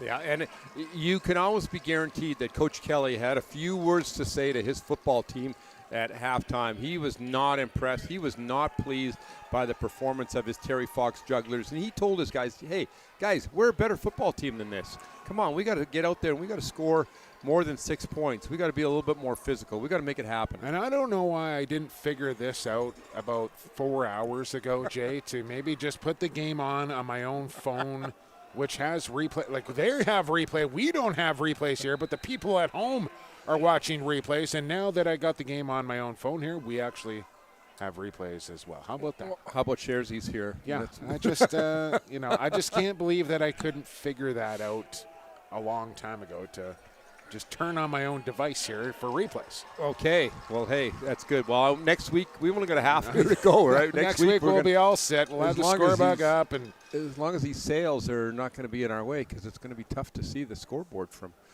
here, that massive scoreboard with the renovation in BC Place. We're going to just have to we'll battle through the elements here. We'll have our own monitor. Exactly. We'll have the time up on the clock as well. 10:44 to go here, third quarter, by the way. We are dry. 45-yard line here for Domino. As he'll play action and roll out. Now step up, fire, and this pass low. And you can tell Domino is he's just not sharp. He's overthrowing, he's underthrowing. He just has not been on point like he normally is, as he points to himself there, knowing that was one he usually and always makes.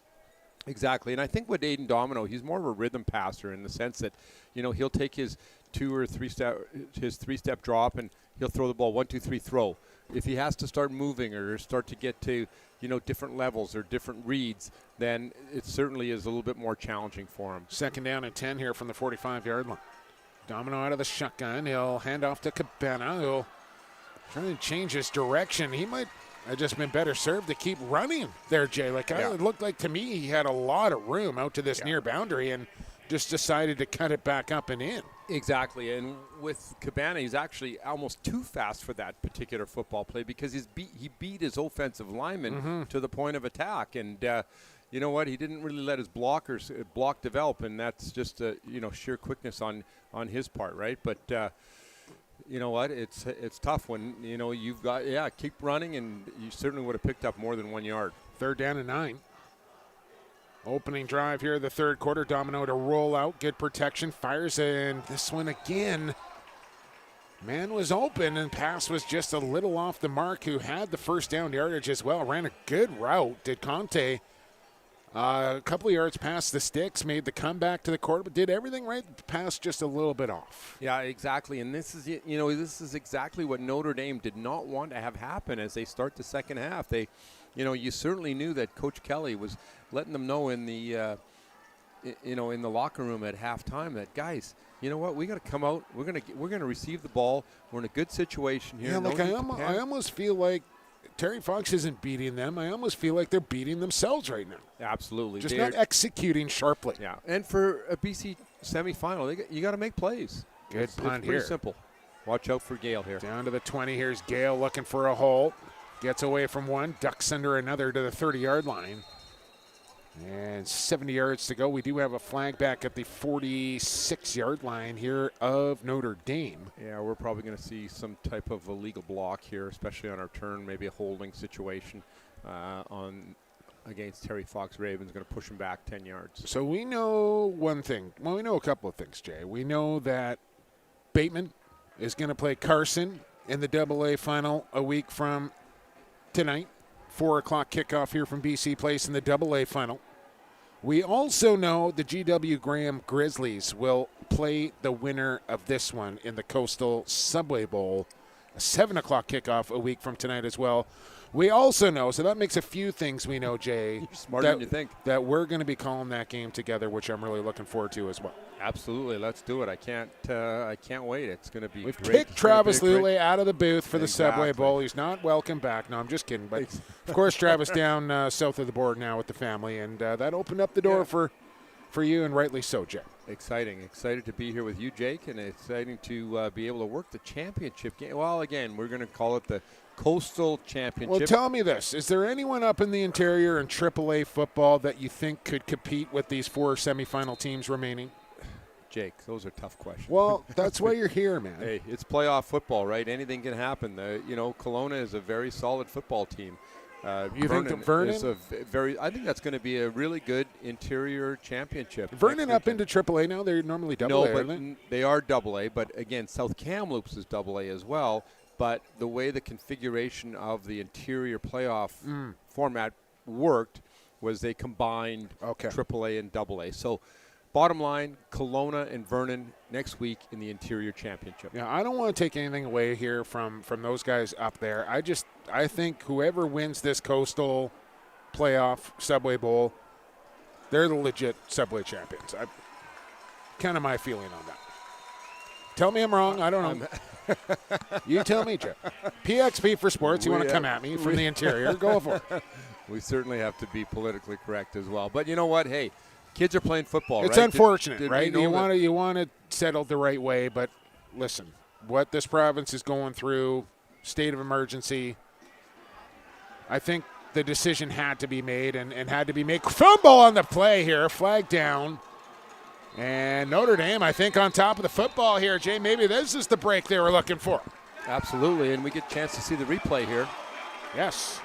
Ball comes loose. There you go. There's a good tackle. There you go. That's how you play defense. There you go. Conte with an excellent – you young defensive players out there, you get a chance to watch Conte on this particular play. Does an excellent job of coming up and punching the ball, I think, out of Gavin's hands there, and sure enough, Notre Dame recovers the ball. Here's the replay once again. Here comes Conte. Boom, one, watch the strip, wrap up, and then strip. Nice job.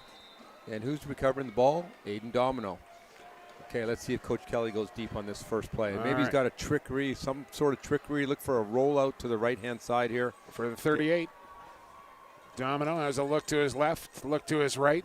Barks out the signals, takes the shotgun snap. He will roll out, looks downfield, steps into one. Deep looking for Conte, and he's just out of bounds, incomplete. Boy, I tell you, there's a well-designed play, a play that they ran earlier in the ball game. The wide receiver running a breakout, inside receiver running a corner route. Domino just a little bit overthrown there. Long time for that route to develop, too, exactly, right? Exactly. But, hey, you know what? I'm telling you, Sooner or later, that's going to come open. Yeah, and when you've got Matthew Gale, again, a provincial all-star covering on that play, it's going to be tough to defeat him, even though that route was an outstanding corner route by the receiver of Notre Dame here. 2nd and 10 as they come to the line of scrimmage. 8:21 to go here, third quarter. Fox leading 21-6. And Domino will keep it himself up the middle here and pick up close to 5. And I almost feel like he can do that on every single play if he really wants. Absolutely. And you know what? The key to that play is just a little bit of misdirection, right? They give him fake the handoff to the tailback to the right-hand side. Domino following his blocks to the left-hand side. You got 2 pullers. You got basically a quarterback counter on that particular play. And, again, with Domino's speed and strength, 240 pounds, why not run that play? Gain 4 yards, gain 5 yards. Absolutely. Try it again right now.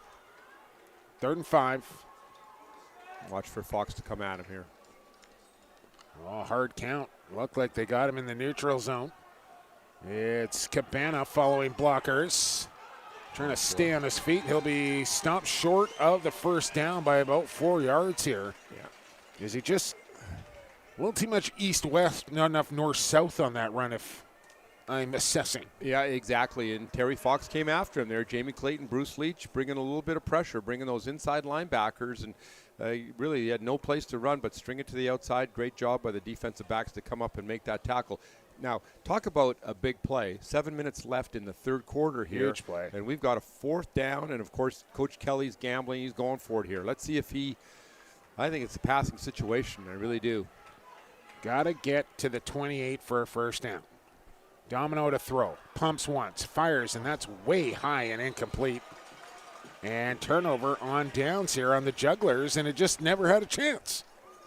Really never did. But you know what? I'm really impressed with the defensive play of the Terry Fox Ravens. Maybe I'm overlooking that a little bit, Jay Prepchuk. I'm not giving enough credit to the Fox defense and what they've been able to do. Maybe disguising some schemes and disrupting some timing and just kind of throwing the vision off of Domino a little bit and forcing him into some throws that he's maybe not comfortable making. Yeah, exactly. And, from my viewpoint, I see the defensive backs are just really great athletes for the Terry Fox Ravens, and they've done an outstanding job. They're really blanketing. They're really covering those receivers from Notre Dame very, very well. So after the turnover on downs, Sieben will hand off to Whittingham, who will stick it up in there for about 4 on first down.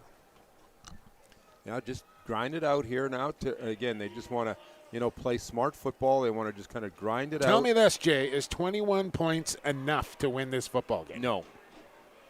That was decisive right there. That was a quick, decisive answer. I like it. I tell you, they're gonna, and they're not gonna back down. I'm sure that Coach Taylor's, and Coach Kadaba has said, hey, let's continue to be aggressive here. Let's continue to, run our offense. A nice mix, right? They've done an excellent job, a nice kind of 50-50 mix right now, and it's exactly the game plan that Terry Fox wanted to roll with and wanted to run. And it's exactly what Dennis Kelly said. We have to stop the big play. Yeah. Right? We have to stop, Owen Sieben, the quarterback, right? We have to stop Gale. We have to stop Whittingham. And they just haven't been able to consistently do that enough. Well, he's just stopped Juan Valley, who had to head off the field after an injury. Yeah, an all-star. There's a provincial all-star. So new man on the offensive line. Yep. And they bring a blitz. Sieben, they pick it up. Flushed out. He's got the corner again as he steps across the 50-yard line and out of bounds. And another easy Terry Fox first down, courtesy of the legs of Owen Sieben. Yeah. Oh, no, exactly. And it's, that's been the difference right now. It really has, hasn't it? That scrambling ability by Owen Sieben. He's done that 6 times, Jay. Yeah, exactly. For 10, 12 yards apiece. Huge plays. And that's the thing is that, you really, really have to contain the quarterback. Very impressed. I mean, Owen is more of a drop back type passer, but he's just taking what's given to him, right? Like he's not trying to force anything, but if it's there, he's more than happy to take it with his legs. Yeah, exactly. And you can see him commanding the offense and putting players in the right spot and He's not. He might even call timeout here. I'm real impressed. 2 on the play clock here. Got to get it off. They do just in time. Pitch play here to Whittingham. He's got it strung out. Whittingham. One tackle away from Pater. There was Whittingham, who hit the hole with speed and picks up 8. He really did. And hey, if it wasn't for Aiden Thomas, the outstanding all-star from Notre Dame, number 56, who's the real leader of this defense, along with Massimo Ryan. Without those 2 players, without Aiden Thomas making a great play, we would have had a long game, and I think Whittingham would still be running. Oh, right there. Now there's your 2 all-stars making a big Mind play. you, we shouldn't probably watch this because this timing of what we're watching and what the fans at home are watching is probably way different. But just so you know, we are watching the replay of the web stream, which is probably like 10 to 12 seconds behind what we're actually seeing, if that makes any sense, which I don't think it does. Under 6 minutes to go here from the 45-yard line. First down and 15 here for the Ravens. No work from the left hash mark. Good crowd on hand here for this nightcapper on semifinal Saturday. And Whittingham spinning, lost the football. And Notre Dame thinks they have it. They're going to say Terry Fox got back on top of the football at the 45 after a gain of 10.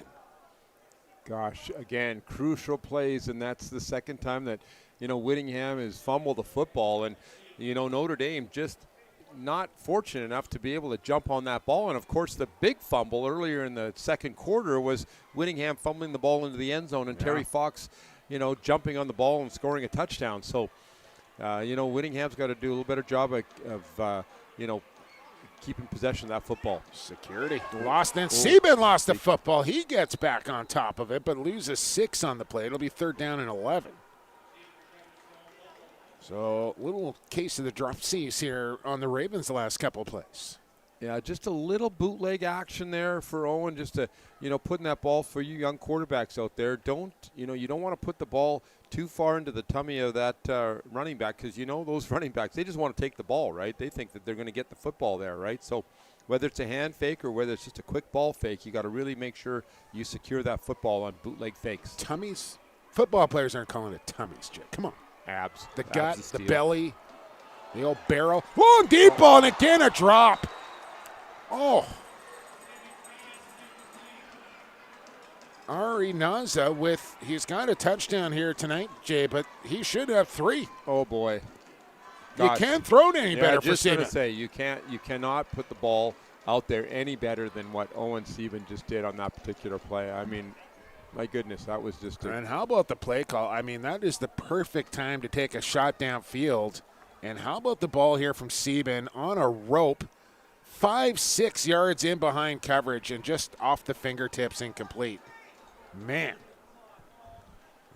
Terry Fox could easily be up in this game 35-42-6 right now. There's your break. There's the break that the Jugglers need right now. Got a cap, high snap, brought down, almost blocked. Punt gets away. Conte waits for it, takes a big old skip and a hop and a roll, rumbling, tumbling down to the 12-yard line. And some Ravens will do some push-ups after that punt.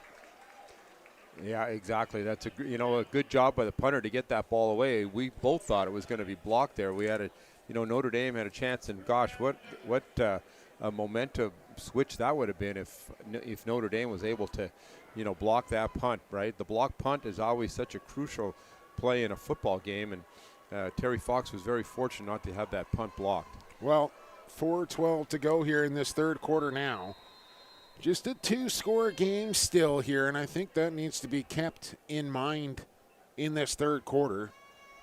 But Notre Dame has got to get the offense going, and it's got to start with Domino, and it's got to start now. This drive begins from the 11. Domino with Cabana to his right. He will hand off and stuffed at the line for a loss of 2. You just kind of get the feeling this Terry Fox team, 7-0 during the regular season. They get the bye. They're here in the semifinal, and they just look like they're not going to be denied a berth into the Subway Bowl. Yeah, exactly. I mean, they are really playing with a lot of determination and really haven't looked like they've, had 3 weeks off, right? Yeah, no, sharp. I mean, on one hand, they they have looked sharp, but they're also rested. That right? is crucial, and probably some guys that were banged up throughout the season that got some extra time and some time off to heal up, which can only help them in a big game like this. Domino to throw and through the hands and incomplete. And that was a really well thrown ball that just wasn't caught. Exactly. So I mean, it's just a combination right now for Notre Dame. It's just things are not going well. But with all the things that are going wrong and all the the misplays that they've had, they're still in this football game, right? Scores. I mean, they're still in this game, right? And Fox is just probably kicking themselves, saying, "Hey, we've outplayed Notre Dame to this point, but we just can't finish them." Put them away, Exactly, right? And one touchdown would probably put them away. I mean, you asked me earlier, is 21 points enough? I don't think so. We're about to find out here in the next 15 minutes and 26 seconds as Domino stares at a 3rd and 12. Quick drop, fade coming. Man, covered off well and incomplete. As the punt team comes back out here for the Jugglers, as that drive just went nowhere. Nowhere, exactly. Just another missed opportunity for the Jugglers. And they're running out of opportunities, right? Like they've had them, they just haven't capitalized on them. And good for Terry Fox to play aggressive on defense. I mean, look what they do on that particular play. It's 3rd and long, and they bring a blitz. They blitz linebackers, and they just basically play cover 0 out there. So Jamie Clayton, Bruce Leach, you guys, good job. Way to play aggressive defense all the way through. Tells you that the team is playing with confidence, right? Absolutely. Here comes the return from the 50 for Gale. And he's taken down around that 43-yard line. Yeah. Hey, it was nice to have a visit here at halftime from Keelan White, who I had the opportunity to coach at Handsworth, played with his dad at Simon Fraser. Richard White, who's also the head coach of our U16s.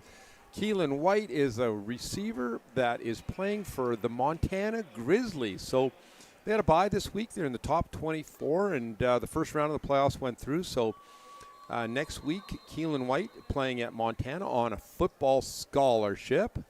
How about that? A nice North fan boy on a football scholarship. Grew up playing GSL football, playing at Handsworth, playing at Windsor. Football scholarship receiver for the Montana Grizzlies in a big game next week against Eastern Washington, who, by the way, Nolan Ulm from Kelowna is also a wide receiver, but he plays for Eastern. So good on both those great players. A little representation. Good run here for Whittingham. One stiff arm away, and he'll drag a tackler inside the 20. Yeah, what a run there for Whittingham. Exactly. And you know that Coach Kadaba he's telling his guys, we've got to capitalize on the lack of Notre Dame's production right now. Yeah, they're still going with this hurry up, too. Sooner or later, they're going to wake up. You would think up 15, late 3rd quarter, start to chew some clock up here. But still going with that up-tempo offense. As another injured juggler here, is that Domino, Jay Prepchuk, that is holding his arm or his wrist here for Notre Dame. This is sketchy. Yeah. Is that Domino? No, it looks like it's number 9. So it's not Domino, but who is no? Yeah, let me check that. It's not number 8. I know that. So Picarello, maybe. Picarello, a defensive end. Looks like he's got an injured shoulder there. I don't know if he's dangling the shoulder or whether it's the wrist or not, but clearly in some discomfort here. Right. Well, you don't want to wish injury on anybody, but thankfully not their star quarterback in number 8.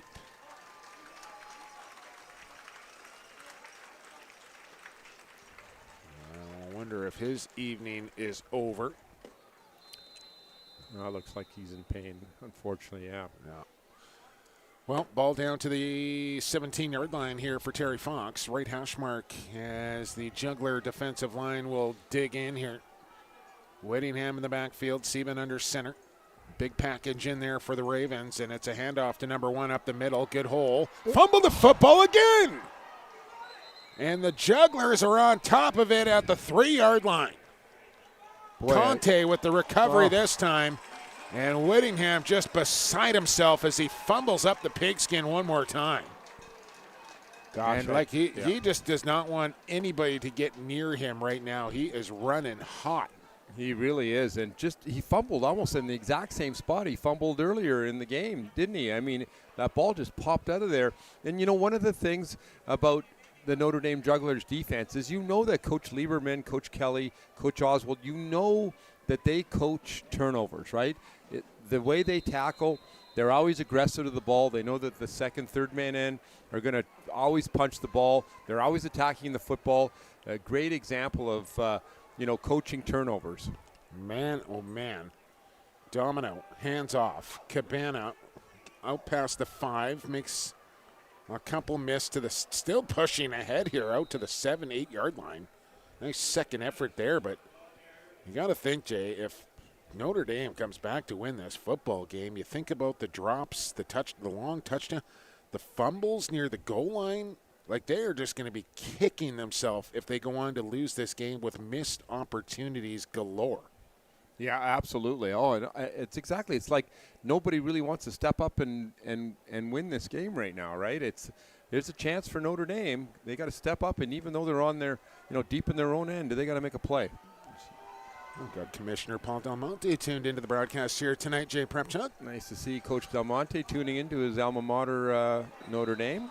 Well, and he's letting us know about David Osho, who, of course, came back from the University of Toronto to join the Langley Rams. And I don't think maybe Paul knows that I am also the voice of the Langley Rams. So, of course, I got to see David Osho front and center all season long and made a couple of big plays in that Canadian semifinal against the Saskatoon Hilltops to David Osho. And he'll be a fixture there in blue and yellow for the Rams for years to come as well. But thanks for tuning in. Thanks for the note there, Paul. You can always text me, too. I don't know why you're going to Jay Prepchuk every time. You got my number.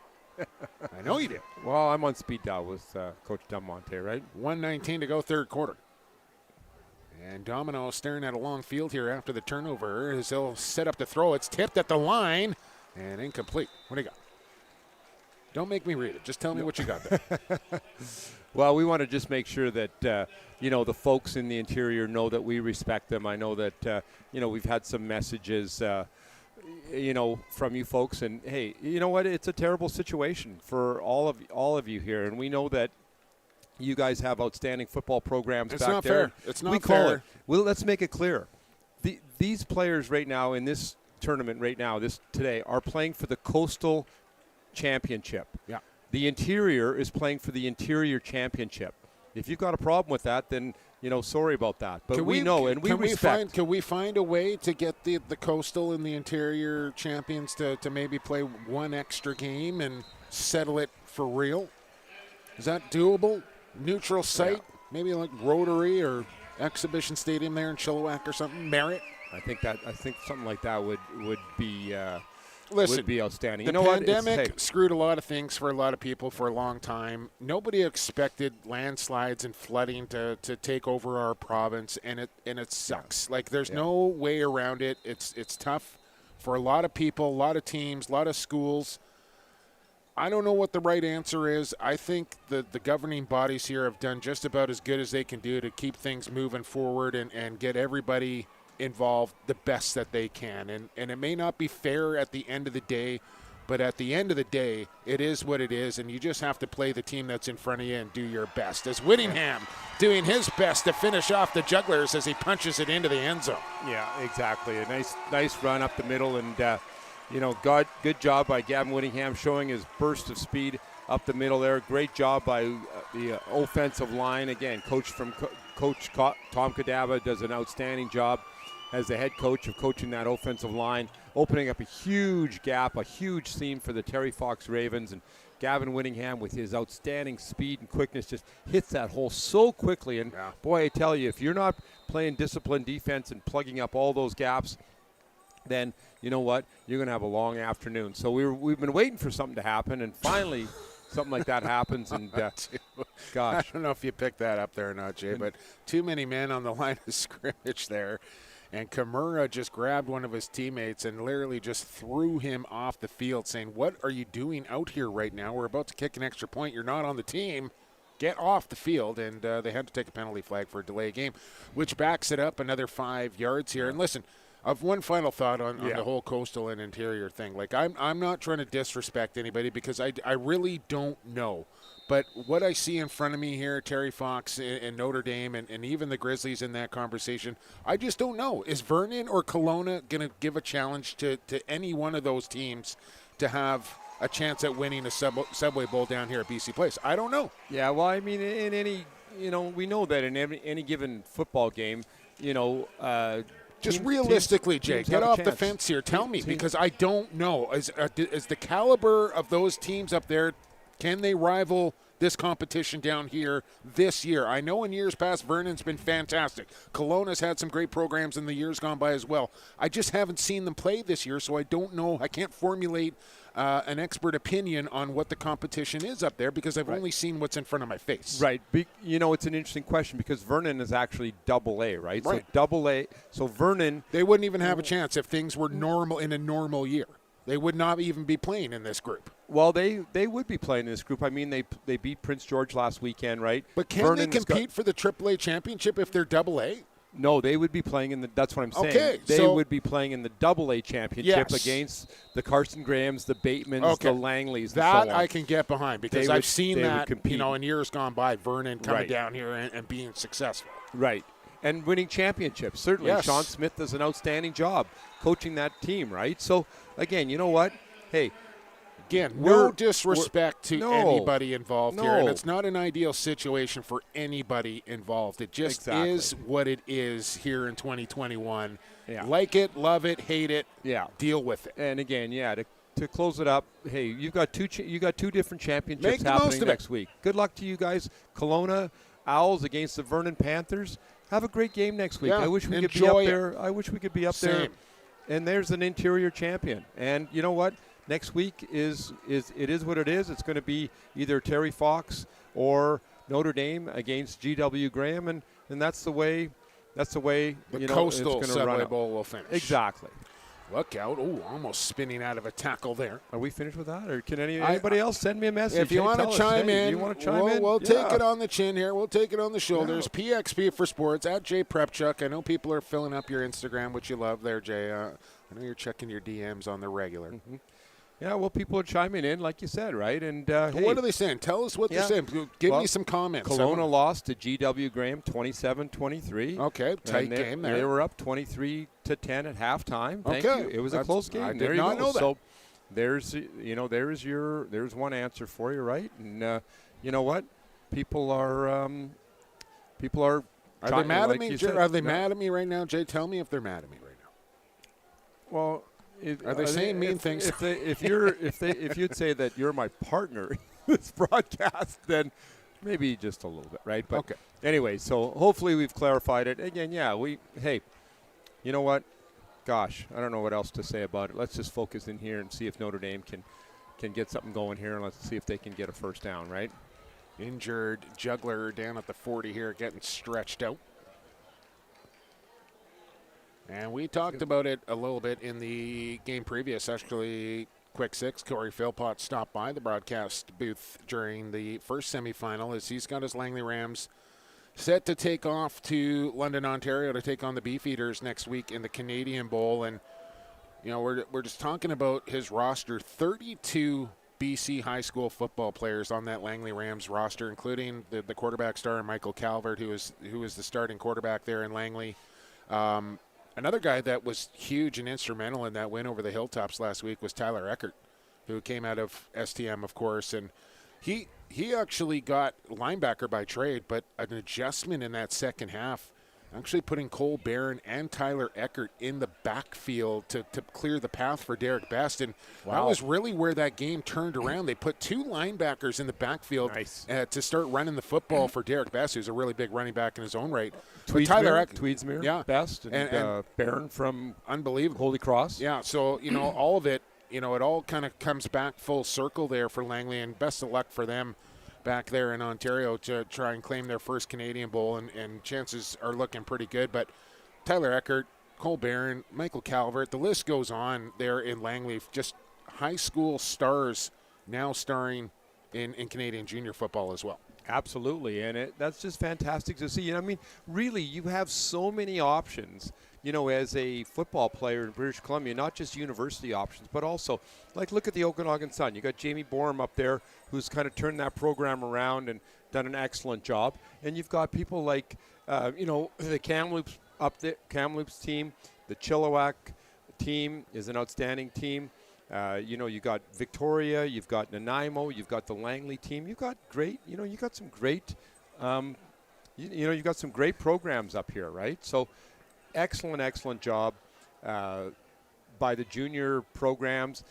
Corey Philpotts, again, with a lot of their star players. Those star players are guys that, the Tyler Eckerts, the Michael Calvert, those guys are the BC kids, Kai right? Thomas, another guy that played right there in Langley. And, I mean, that guy was electric here at BC Place for the Saints. He can't even get on the field there with the amount of talent that the Rams have out of the high school ranks. Here's another injury to the Jugglers, and is it Massimo Ryan being helped off the field? I thought he was just getting stretched out for some cramping. That looks a lot more serious than just a cramp there for Ryan. Ball out to the 39, and here's Domino barreling across the 40 for a Juggler first down. And they needed that one, and they pick it up with the quarterback. They really did. And, again, there's your guy. Get the ball to Aiden Domino and get him to do some things. Now, gosh, is this game over? You got one, you really have another quarter to play. With the ability of Aiden Domino, this game, I still don't believe that this game is over. I think that Notre Dame still has a lot of fight in them. I think they still have a lot of pride in what they're doing out here, and I think they've got an opportunity to, still make this a ball game. But they got to do something pretty quick. The Raven mascot has made his way into the Notre Dame cheering section here, and this could get a little crazy. As I don't think they want the Raven in the stands there with the Juggler faithful. He's having himself a time there, up 27-6. Yeah, probably not a good idea. Security. He's getting cleared out of there now. Oh, he's coming back for more. Look out. He's having a time. Yeah, exactly. And, hey, you know what? It's not over yet there, Mr. Raven. No. Whatever your nickname is. And don't count your Raven eggs quite yet. We knew something was going to come. I was going to let you deal with a bird joke. Let you have some fun with that. Quarter 3 is now in the books, which means there's just 12 minutes to play here from BC Place on this fine Saturday. And one more week to come. And it'll culminate in the championship games. AA final, we'll see Carson and Bateman. In the 2A final, Coastal final. Exactly. And it's looking like Terry Fox now 12 minutes away with a date with the Grizzlies from GW Graham. Yeah, exactly. And you know what? Gosh, Notre Dame's got the ball here, and let's just see if they can make something happen here. Because, again, a lot of pride in this football team. Coach Kelly's not giving up. He knows that, he's got to get the ball down the field. He's got to get the ball in the end zone, and he's got to do something awfully quick. If Coach Kelly has some sort of trickery or some sort of toss pass. Don't leave him in the bank flicker now. Quick shout out to our sponsors here, of course, Rydell, Pro Team, Baden, Subway, Baron Rings, Indigo, and MVP Athletics. Thank you for the support and sponsorship here of BC High School football playoffs at BC Place. Cabana with a good run. Picks up 7. Out near midfield. That's what they got to do. I mean, again, they just try to establish that line of scrimmage. And when you talk to both of the coaches, throughout the week, they both, the first thing two experienced coaches say, Tom Kadaba and Dennis Kelly, of course, the first thing that they're going to say is that, we want to make sure that we establish the line of scrimmage. We've got to control the line of scrimmage. Old-time football coaches, but, so true, and exactly what well, listen, you're down 27-6. Terry Fox been going hurry-up offense for most of the game here.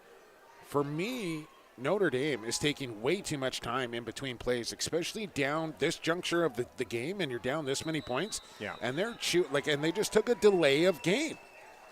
You can't have that, Jay. Yeah, exactly. I mean, it's just, one mistake after another, and just this not is sharp just, today. They're just it's not sharp you're today. Right, exactly. And I was going to say, this is uncharacteristic of a Dennis Kelly-led football team, and you know what? It's just not it's not Notre Dame football right now. It just must be very frustrating for Dennis Kelly and the rest of the coaching you staff. You put one of those Velcro things around his arm with the little squeezy ball on the. You check the blood pressure on Dennis Kelly right now, and it's concerning, I bet. Yeah, exactly, absolutely.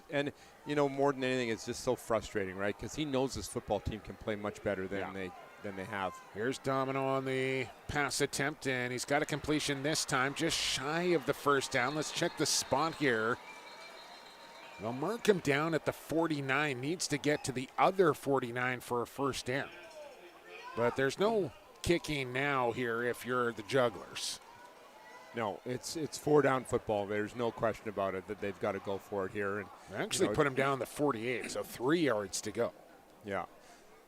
Again, you talk about big plays, and here's a big play right here. And Dennis is going to, he's in a passing situation here, but gosh, you never know with Dominic. I keep it in the hands of my quarterback and let him make the decision here. He's looking for a curl route, just a little curl route to this wide receiver to the boundary side here. He's going to run it. He's got Domino on the run. And he's got a first down. Barely. Stretched out. Good thing he's 6'4". Nice job of Aiden to stretch that ball out. And he's not giving up, right? He knows this is his last football game. Get the huddle, get the play, and let's get going here. We're down to 10 minutes and down a lot of points. Got to move. Yeah, exactly. As they'll come to the line here at the 48 now of Terry Fox. Right hash mark, Cabana in the backfield. Domino to throw. He's got a man in this near boundary. Completion made. And taken down at the 39 is Luca Ponte. Who gets up on the limp, but good enough for an 8-yard gain. Yeah, and right now Terry Fox is going to give him that short route, right? Sure. They're going to give him that underneath route. They're going to let him run those curls. They're going to let him run those particular plays. They're just knowing that Coach Clayton and Coach Leach are just saying to their ball club right now, especially the DBs, hey, look, they're backing off a little bit. The DBs are playing deep, and they're just not going to let anything. Pressure comes. Domino flushed out, looking downfield, slings one, and just a little too high and out of bounds, incomplete. I thought Steve Ewan might have been able to make that catch out there, but to no avail. Speaking of Clayton, he's another one of those SFU alumni guys, right? He is, and he's a big part of our alumni association. He's one of the executive members of our alumni, and you know what? Whether you're an alumni from you want to know how I know that? UPC Kid, also very good lacrosse player. Will Clayton, yeah. Okay. Minto Cup champion. Oh, really? Yep. Coquitlam Mandax. Interesting. That's how I came to know Jamie. Nice, yeah. Jamie, an excellent guy, a teacher out in Coquitlam, and was a great football player up on the hill, a great leader up. Not shy to speak his opinion from time to time, is he? That's for sure. But you know what? We thank guys like Jamie Clayton, Mark Bailey, Mario Luongo, our guys at SFU, in the alumni that Frank Roberto that help raise funds, and UBC's got a good strong alumni too that work hard to raise funds, and I know those funds are appreciated because they go directly to scholarships. 3rd and 2. Bumbled snap. Domino in trouble. Throws it up. Makes a completion. First down and more to the 30. Cut it up down to the 25. Still on his feet down to the 23-yard line. Oh, what a play there from Domino. There you go. Exactly. Kind of bobbled the snap a little bit, but, did a good job and had the presence of mind to see Cabana on that particular pass and get him the ball. And you know what? Cabana's made some good things happen there. And, exploding up the field, getting the ball all the way down to the 21-yard line. We still got 9 minutes left here. So, hey, Jake, let's see if Notre Dame, they got to score. They got to score quickly. Yeah, and desperation there. And get a break along the way. Made it work. 21-yard line now, and this is must-score territory now for the Jugglers. Domino, quick throw deep into the end zone, and Conte covered off and never knew the ball was coming. As Fox had pressure in the backfield pretty quickly there, and Domino had to get rid of the football. That's right. Again, that pressure, that Terry Fox front four as well. We talked a little bit about the secondary, but that Terry Fox front four, boy, they're kind of pinning their ears back, and they're coming hard. And, again, maybe with that 3-week layoff, they've, they're certainly well rested and getting a chance to put some heat on Aiden Domino.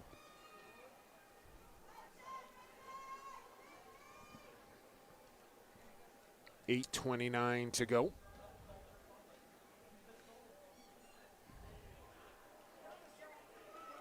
is Rusty Willis. Yes, indeed. Good friend of mine.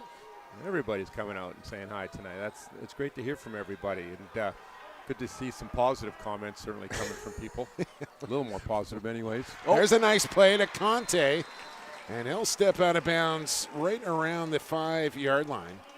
We got some nice comments. We got some not so nice comments as to Jay, which is fine. Everybody's entitled to their opinion, including yours truly, whether you agree with it or not. Down to the 3-yard line here for the Jugglers, who got to get it into the end zone on this drive right now.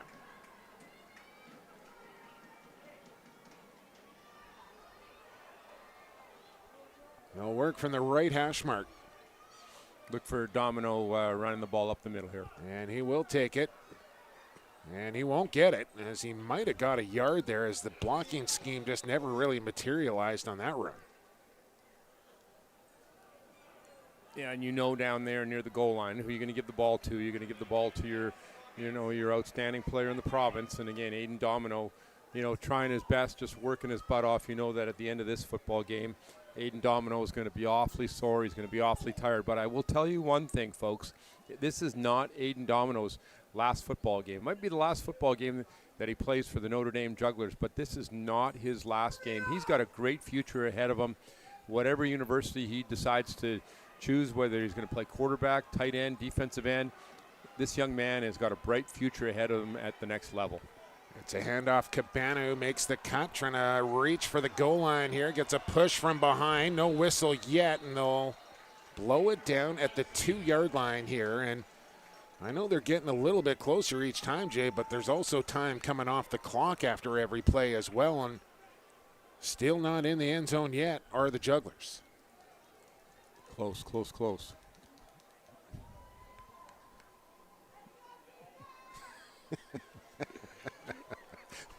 We should probably just turn your phone off, Jay. Yeah. It's starting to get a little humorous. Yeah, maybe we shouldn't have opened up the lines, but no. Anyways, no. Folks, Listen, we're going. Hey. I'm here for it. Whether you agree with our analysis or our broadcasting or our opinion or not, it is what it is. Domino can't get in. He'll lose yards, in fact. Boy. And, man, now ball game on the line here with 4th down coming up from the 4-yard line. Absolutely. And, gosh, again, it's just tough to run that inside dive with a quarterback when you don't have a lead blocker or you're not giving kind of any misdirection there at all, right? So, I agree with the calls from Coach Kelly, but you know what? That Terry Fox defense is really showing, and what they're keying on. They're keying on Aiden Domino. So, must-score situation. You're absolutely right. We've got a 4th down situation. Look for them to maybe a little play-action pass, having Aiden Domino roll out to the left-hand side here and some play action. Try to get him to the outside. Run it in if you can to the left edge. We got a timeout. And we got a timeout, which, again, is a good idea. Yeah, it's too big of a play not to talk this one over here for both teams. I'm not sure who called it. I didn't see this. I think Terry Fox might have called it. Let's see what Lee Bryan here. Yeah, it is Terry Fox. Yeah. I think that's smart there for Fox to call that one and make sure you got the right personnel, you're set up in the right defense, aligned properly before the potential play of the game here. Yeah, exactly. And you know what Jamie Clayton and Bruce Leach are talking to his football team about right now. They know that Notre Dame is probably going to have to get to the outside on this. So you know that Aiden Domino is going to run maybe some sort of play action or some sort of rollout to the wide side of the field to the left-hand side. So you can guarantee that they are talking to their defensive ends and making sure, hey, defensive ends, make sure you guys are containing, widen out a little bit, and make sure that you are not letting Aiden Domino get to the outside, because there's certainly a good chance that he's going to roll out to his left-hand side and, try to create space for him, try to run it in if he can, or, have some sort of combination route for his receivers to the wide side of the field. 6:06 to go, 4th down and 4. Yeah, this is it. And Notre Dame down 27-6. This is must score right here, right now.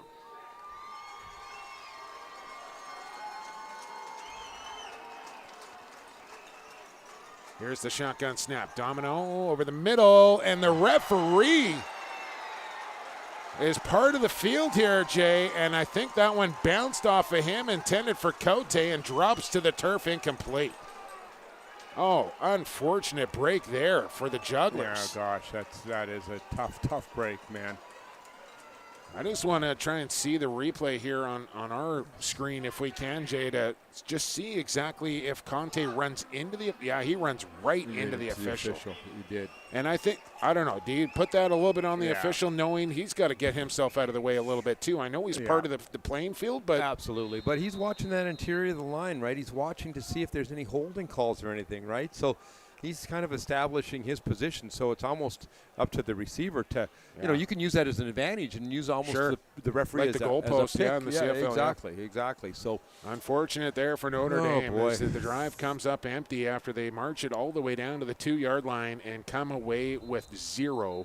And now too many men on the field here for Terry Fox, which will back them up closer to their own goal line. As the flag gets thrown in the end zone, as apparently we've upset quite a number of people up in the interior. Yeah, well, you know what? I'm not chuckling. I'm not laughing at it because honestly, again, I haven't seen it up there, and I know it's not fair. I get that. But it is what it is, and I can only see what's in front of my face, and I don't know what Kelowna or Vernon would do down here. I know Vernon has been a perennial powerhouse up there. They've come down to BC Place numerous years in a row and shown very well. And I know Kelowna's got a solid football team. You just mentioned it. They played the Grizzlies very tough. So maybe I should retract a few of my statements saying, but I don't know. So get upset all you want. It's not ideal for anybody. I'm sure these 4 semifinal teams would love to have the full complement of competition down here and crown themselves a true champion as well. It's just not the case this year, and everybody's got to deal with it. Yeah, exactly. And, BC School Sports, the governing body for athletics in high school, they understand that and they know that, and they have clearly distinguished and made it clear that this is not a British Columbia championship. This is a coastal championship. This is an interior championship. We're trying to make that as clear as possible. And I think maybe, sorry to cut you off, Jay, okay. but I think maybe part of the problem is that people feel like the decision to not allow the interior teams to travel when they did was a bit of a snap decision and made too quickly without maybe input from everybody that needed to have input involved. Because from what I can understand, teams from the interior started saying, yeah, sure, we can't drive down to come, but we can fly, and we're willing to pay our own flights to get down there. So what's the problem here? But by that time, the decision was already made, and it wasn't going to get changed back, which is unfortunate. Exactly. Yeah, exactly. So, big run here, Jet. Yeah. Out to the 38-yard line. All we can go by is certainly scores from this year, right? If it's any indication, I'm only pointing out one of our viewers makes a good point there that you can see via. Okay, well, Instagram. yeah. So we had a Kelowna Grizzlies score. We also had a Terry Fox Kelowna score that was 45-8 for Fox. Right. Not calling anybody right, not calling anybody wrong. Or you're not saying who's better, who's not, or what, I'm not. I want to make that very clear. I just don't know. Yeah. And I get it. It's, again, I'm not going to sit here and belabor it. Get mad all you want. It's not fair for anybody. It sucks. It is what it is, and everybody just has to make the best of it. Yeah. Let's be happy that we're playing football here. Like that, because that was a strong possibility that we wouldn't even be here, period. Let's see what happens on, is this game over? I don't know. I mean, let's see if Terry Fox can, really kind of punch their ticket, as you say, Jake, finish strong into the finals and finish strong. And, is it a time right now maybe where they're going to start to put in their second team guys? It's 3 scores for Notre Dame, 3 scores in 5 minutes. Yeah, it's tough. It's going to be pretty tough, right? Not against this Fox team. Well, I exactly. think they're too good. They're too good. Yeah, exactly. And one of the things that I've been very impressed with, a lot of people talk about the strength of the Notre Dame defense all season, and certainly they've got a very strong defense. But they just picked a bad time not to play their best football. Yeah, I mean, one of the things that I'm really, really impressed with tonight that is the athleticism of the defensive backs of Terry Fox because, again, Look out. Jamie Clayton, kind of a direct snap. I don't know what happened just there. I think that went off a Terry Fox knee, bounced back across the line of scrimmage into Juggler side of and I think they came away at the football. That was very strange, that play right there. So, Notre Dame is going to get the ball back here with 4:36 to go and in good field position at the 27-yard line. That was a wacky one. Yeah, and as I was saying, I think, the Terry Fox defense, they're able to blitz. They're able to come hard because, you know what, they've got that athleticism in the defensive backfield. Guys like Gale that can play man-to-man defense, are the reason that they are able to play so aggressive.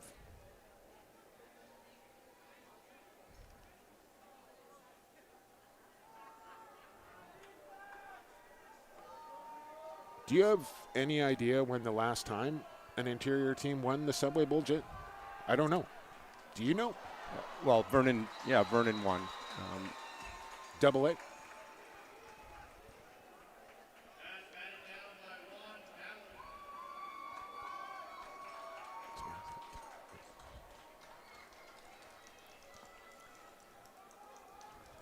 Okay, Dennis Kelly still grinding away here. Again, lots of pride in this Notre Dame offense, and trying to get Aiden Domino. Let's just get one score here. Let's finish your careers. Again, a lot of these players, you got to remember that with a team like Notre Dame, these guys have played, these grade 12s, they've played together for 5 years. A lot of these guys too have played together as young football players, right?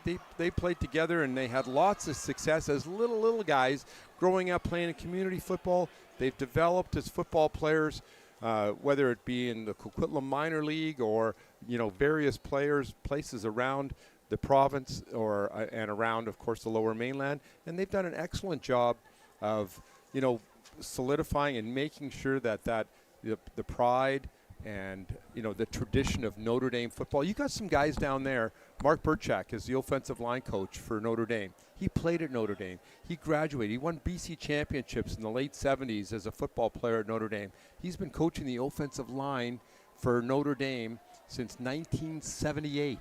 1978. Wow. Played at Notre Dame. Bubba Burchak and Brian Grant, great players, that played for Notre Dame.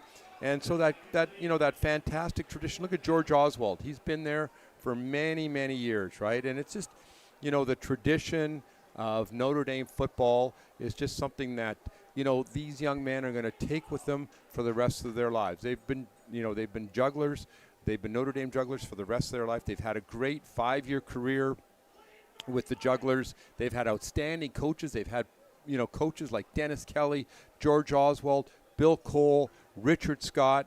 Throughout the years, they've had such Biagio Pepe, Benji Hutchison, all these different, Jordan Lieberman, have all been, blessed to be coaching these young men. Fourth down, incomplete. Yeah, it's just been that kind of day for Domino and Notre Dame here today. Flag down, however, on the 15-yard line.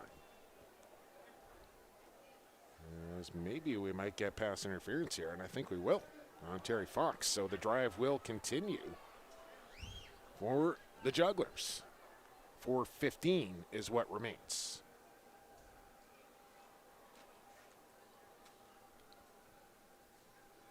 So we have some big games next week. Run it down for me here, Jay, if you got the schedule for next week. We are in championship weekend, and it looks like, again, junior AA, Carson Graham versus Barsby. We have junior AAA, and it's going to be the winner. Interesting game tomorrow, junior game.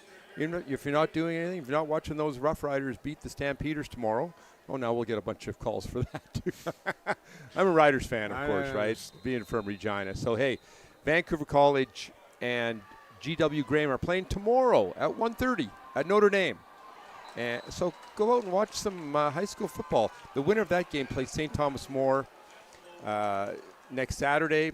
Then we have an all-star game right in the middle of Championship Saturday. And I was fortunate enough to coach in that game 2 years ago. And what a great experience. All the best players from the teams that didn't make it to the championship, or to the finals, I should say, to the Coastal Final, are going to be playing in that game next week, next Saturday. So lots of fun. Lots of university coaches here watching that. And then we have the senior AA, Carson Graham against Bateman, and GW Graham against the winner of this game. Completion and a touchdown for the Jugglers.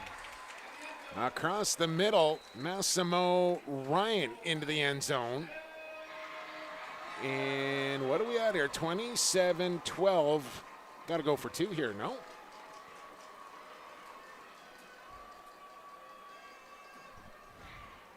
Let's see. I think they'll keep the offense out. 4:07 here to go. Expect an onside kick to come as well. Yeah, definitely. And you know right now that, that both special teams coaches are scrambling a little bit, getting ready for a short kickoff, and you know that Terry Fox Ravens are going to put, all their receiver-type players on their what we call the hands team, and, they're prepared for something like this, and certainly having 3 weeks to prepare for a situation like this is something that they are used to. Domino bobbled the snap play, never got off. So it'll remain 27-12. And now you got to execute an onside kick, which is never an easy proposition.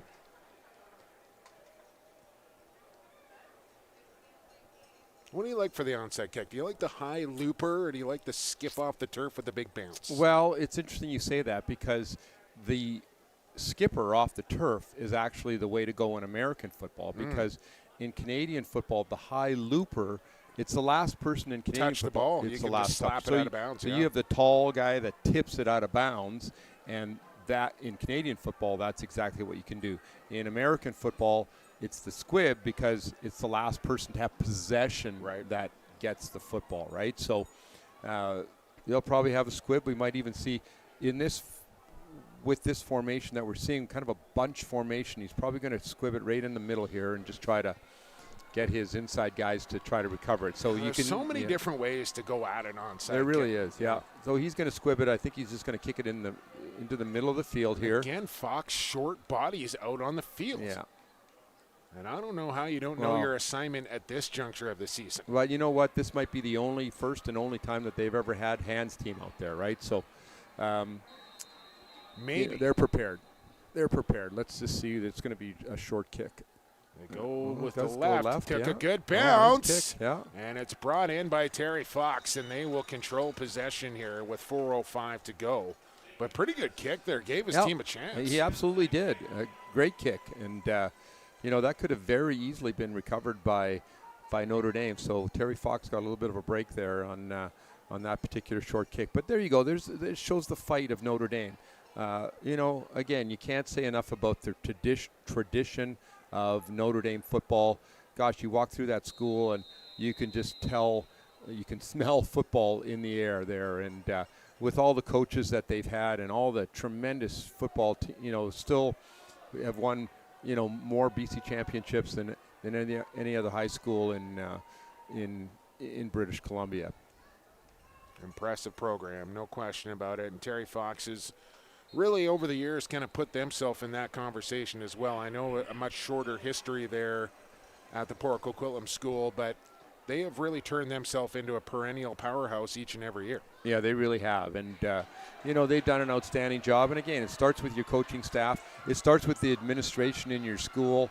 The Notre Dame principal, Mr. Delorier, longtime football guy, football family from St. Thomas More. He knows the importance of, making sure that you have the support in the school. Terry Fox administration obviously is very supportive of the football program and, making sure that they've put a real, as Sebin going for a run here, and he'll slide down inbounds wisely. I want to say Terry Fox has put a real emphasis on their athletics. Like there's a major focus at that school on being successful at every sport that they play. Yeah, it really has. And, it's great to see, and it's great to see it paying off. I mean, again, they've won BC championships in many of their sports throughout the years, and they've done an excellent job of, promoting the sports. And again, it all comes from the top. If you've got an administration that is very supportive of your athletic teams and your sport, then you know what? That's going to really, really go a long way in developing, because you have to have that support. You've got athletes out there that are missing class sometimes. They've got road trips to make. Got to keep the grades up, right? They got to keep the grades up. They got to attend class, and I know when I was coaching high school, I made sure that, hey, you know what? If you miss class, I benched players. I've benched captains and they haven't played in a football game, or they haven't played in the first quarter because they skipped the class. Took a hard line, coach. Exactly, absolutely. Well, they got to learn.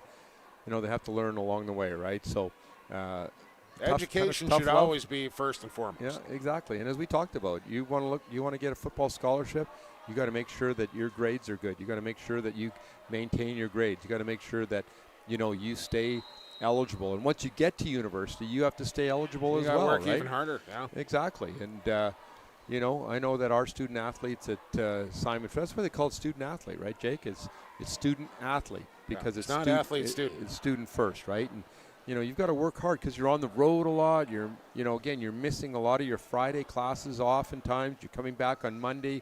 You're sore. You're tired. You've had a weekend of travel. You're kind of beat up, and now you got to hit the books when you get home, and you got to make sure that you maintain your grades, and you got to make sure that you continue to work hard and maintain your scholarship and stay eligible. It's not easy. Trust me. Well, it's been a heavy dose of Whittingham here down the stretch as he moves ahead for another Terry Fox first down, and that should bring out the victory formation here, as it looks like our Coastal Subway Bowl is set, Jay Prepchuk, as it'll be the G.W. Graham Grizzlies taking on the Ravens of Terry Fox. Should be a great matchup. Absolutely. Undefeated Terry Fox, and though they didn't play, as many games as GW, they know that it is. It's going to be a great matchup. You've got two teams that are really well balanced. They're not just one-dimensional, right? You've got Terry Fox, who's got a lot of different weapons. You've got G.W. Graham, who, again, have a lot of weapons. But, one common denominator with both these teams, Jake, is that they both have outstanding defenses, right? Coach Parks has done a great job, of course, with the Grizzlies, and, Coach Jamie Clayton and Coach Leach have done an excellent job with the Terry Fox Ravens. You know what? Hey, I'm excited. Me too. Congratulations to both the Centennial Centaurs and the Notre Dame Jugglers on a fantastic season. And congratulations to the Grizzlies and Ravens, who will meet in the Coastal Subway Bowl next Saturday night here right inside BC Place. A 7 o'clock kickoff. You can watch it right here on Sports Canada TV and BC Sports TV as well. And AA final, Coastal final, Jay, is Bateman and Carson. Exactly. And hey, Kelowna and Vernon next week as well. Good luck to them up there. Exactly.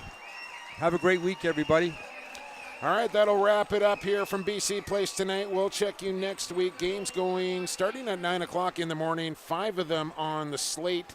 And you can watch every single one of them free of charge right here on YouTube. Once again, your final score, Terry Fox 27, Notre Dame 12. It's the Grizzlies and Ravens in the Coastal Subway Bowl next week. We'll have it for you. Thanks for joining us here tonight for Jay Prepchuk. I've been Jake Elliott for the Gridiron and the Pigskin. We'll talk to you next week from BC Place.